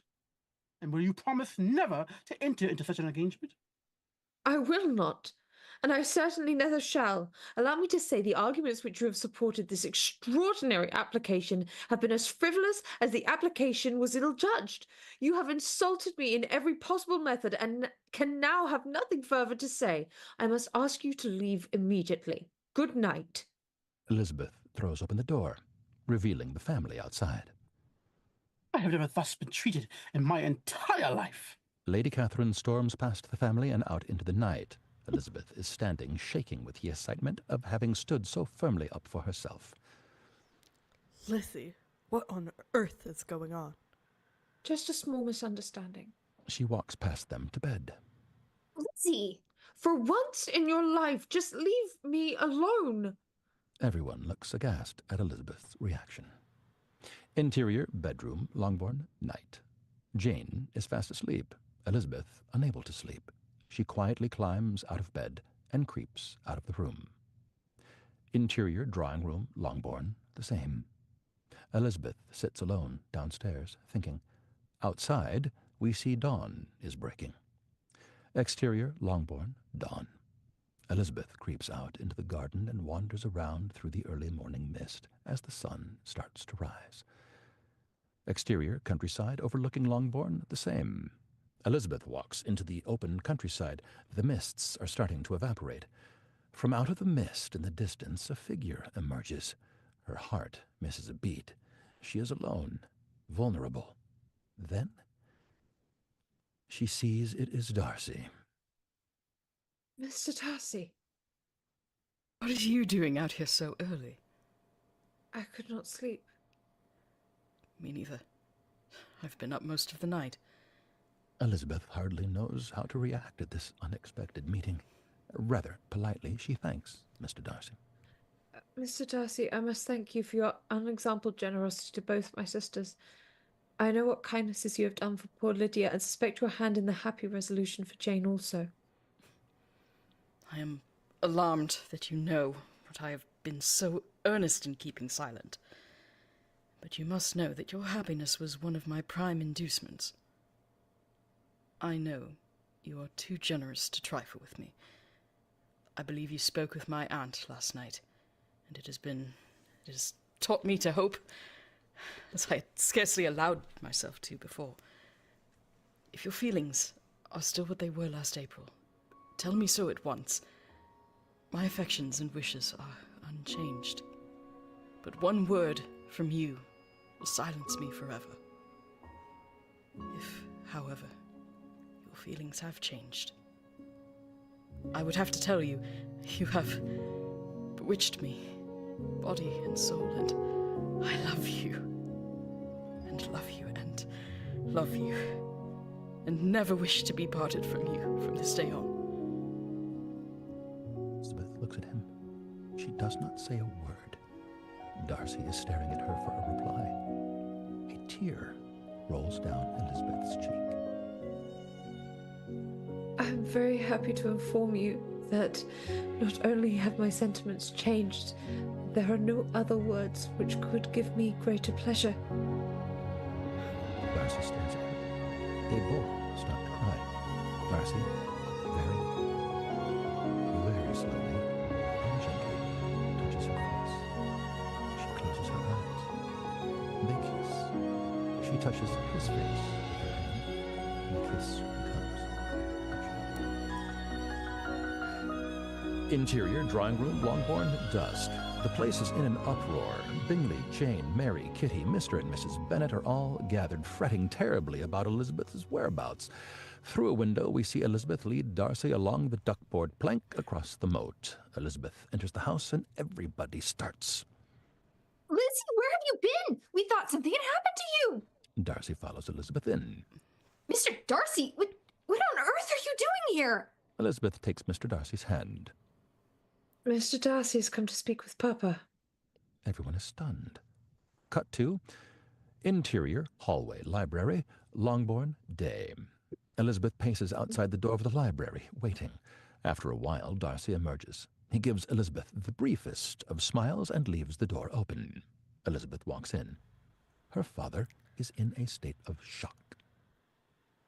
Lizzie, are you out of your senses? I thought you hated the man. No, Papa. He is rich, to be sure, and he will have more fine carriages than Jane. But will that make you happy? Have you no other objection than your belief in my indifference? None at all. We all knew him to be a proud, unpleasant sort of fellow. But this would be nothing if you really liked him. I do like him. I love him.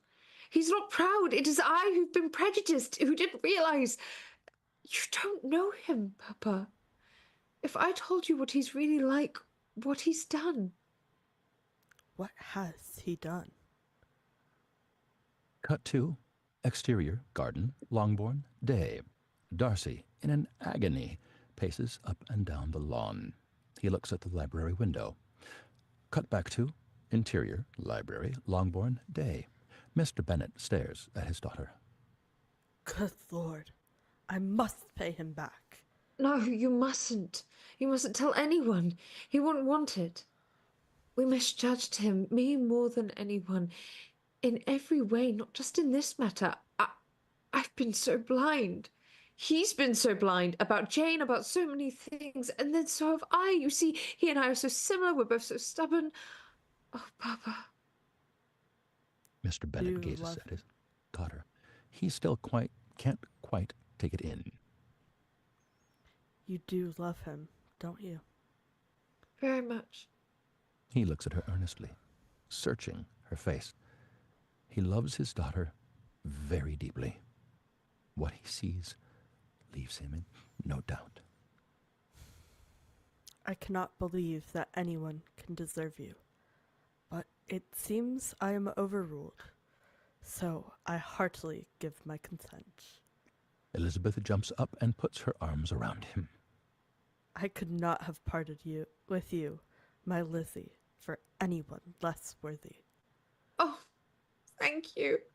She starts to rush out. And if any other young men come for Mary or Kitty, send them in, for I am quite at leisure. Exterior, Pemberley, night. We move through a vast wedding party, following Elizabeth and Darcy. We meet all our characters. Lydia and Whickham are missing. Let everyone have an end. Darcy and Elizabeth kiss, and then Darcy pulls Elizabeth off into the shadows. We see them disappear into the park. Coming close, we see them in the moonlight. It's Darcy and Elizabeth. Deer turn to gaze at them. The music fades as they walk further from the house. Up the hill, past the outcrops of rocks. An owl hoots. Darcy turns to Elizabeth and smiles. Allow me, Mrs. Darcy. He puts out his hand. She takes it. He helps her up the rocks.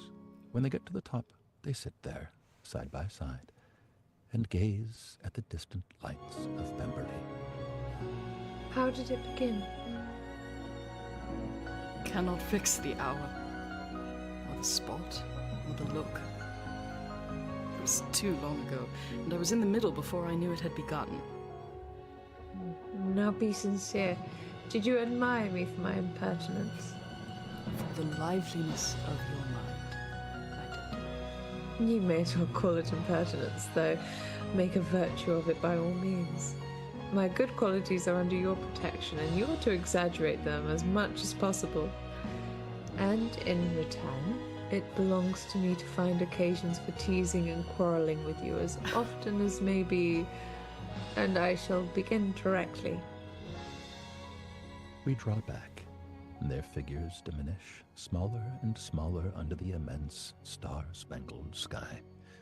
Fainter and fainter, the sound of music and laughter. Fade to black. The end.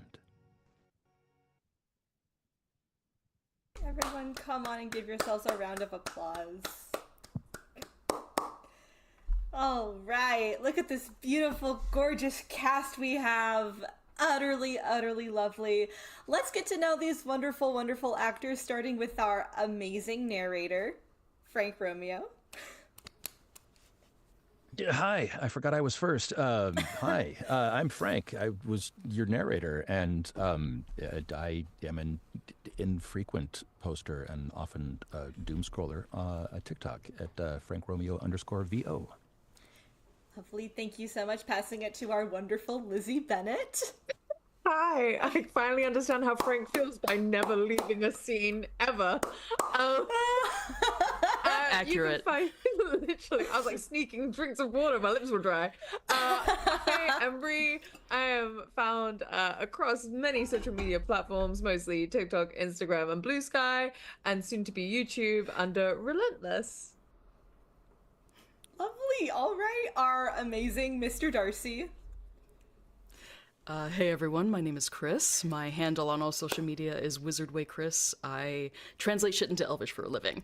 Other than that, I do voiceover sometimes. Fantastic, our delightful Jane Bennett. Yeah, thank you so much for having me. You can find me wherever toys are sold at Freddy's Roommate. Every time. Amazing. Gotta keep with the bit. Yeah, exactly. Our fantastic Lydia Bennett. Hello, my name is Ilana DeGan, and I can be found pretty much anywhere at Ilana DeGan. It's just my name. No other games, no other bits. Got it. Noted. Our very, very wonderful Mr. Bennett and our doctor. Hi, I'm Sly. I am findable on the internet at SlyCloneMC. I don't really post there, but I do a lot of stuff on Point in Progress, which is games, media, podcasts, all that fun jazz. Yay, amazing. Our Mrs. Bennett and our butler. Hi, I'm Claire Wesson. You can find me pretty much anywhere by that handle. Hopefully I'll be on YouTube at some point in the near future. We'll see how that goes, but it was a lot of fun. Thanks. Thank you so much for coming here. Next up we got the Mary Bennett, the Lady Catherine, the Postmaster, and the Woman. Hi, everyone. The Koji is here on all over the internets, mostly Blue Sky these days. Lovely. Thank you so much for stepping into the heavy shoes that are Lady Catherine. Next up are Charlotte Lucas, Maid, Georgiana Darcy, and Mr. Gardiner. I forgot which mic I had in front of me. Hi, I'm AJ. I also go by Husha Kid on the internet. If you dare to find me, that is Husha_kid or just Husha Kid. Or, I mean, you could just go to hushakid.com. Yay, thank you. Also, just know AJ did such a phenomenal job stepping in last minute. Thank you so much, AJ. Next up, the delightfully duplicitous Mr. Whickham, Caroline Bingley, but not duplicitous Mrs. Reynolds. If I can get my mouse to click, that would be great. I'm Luke Sanders, better known on the internet as Ace Pendragon. If you want to see pictures of our wonderful, wonderful kitty, Remy, Instagram is Ace of Dreams, at Ace of Dreams. Hopefully you guys can hear some more of me and a few others when we do a little something later coming up, maybe called The Long Rest. Some may know about it. Some will hear about it. Ooh, dang. Oh my gosh, exciting. Thank you so much. And thank you for wearing the cloak that is I have to be a bad guy tonight. Next up are Mr. Collins, our Mrs. Gardiner, our husband, our Sir William, etc. Thank you kindly, ma'am. That's the accent I'm going to use with this hat on. I can be found. I'm going to stop. I need to stop right now. I can't. I can be found at, I'm Z, I'm your friendly neighborhood Gateway Gay. I can be found at Gateway Gay Z across the socials, and at the Instagram for the podcast, which is the Malachite Wastes. So check us out.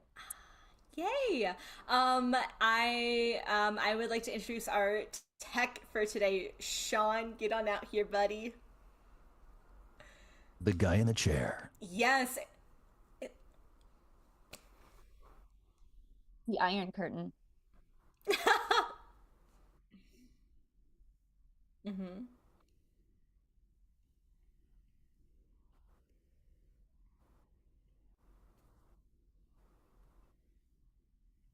Yay.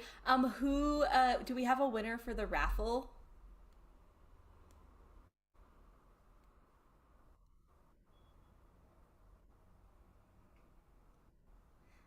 Amazing.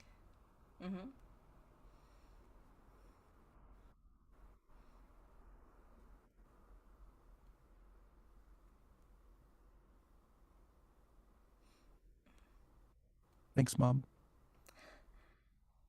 Dang. Oh, Yay, what a delight.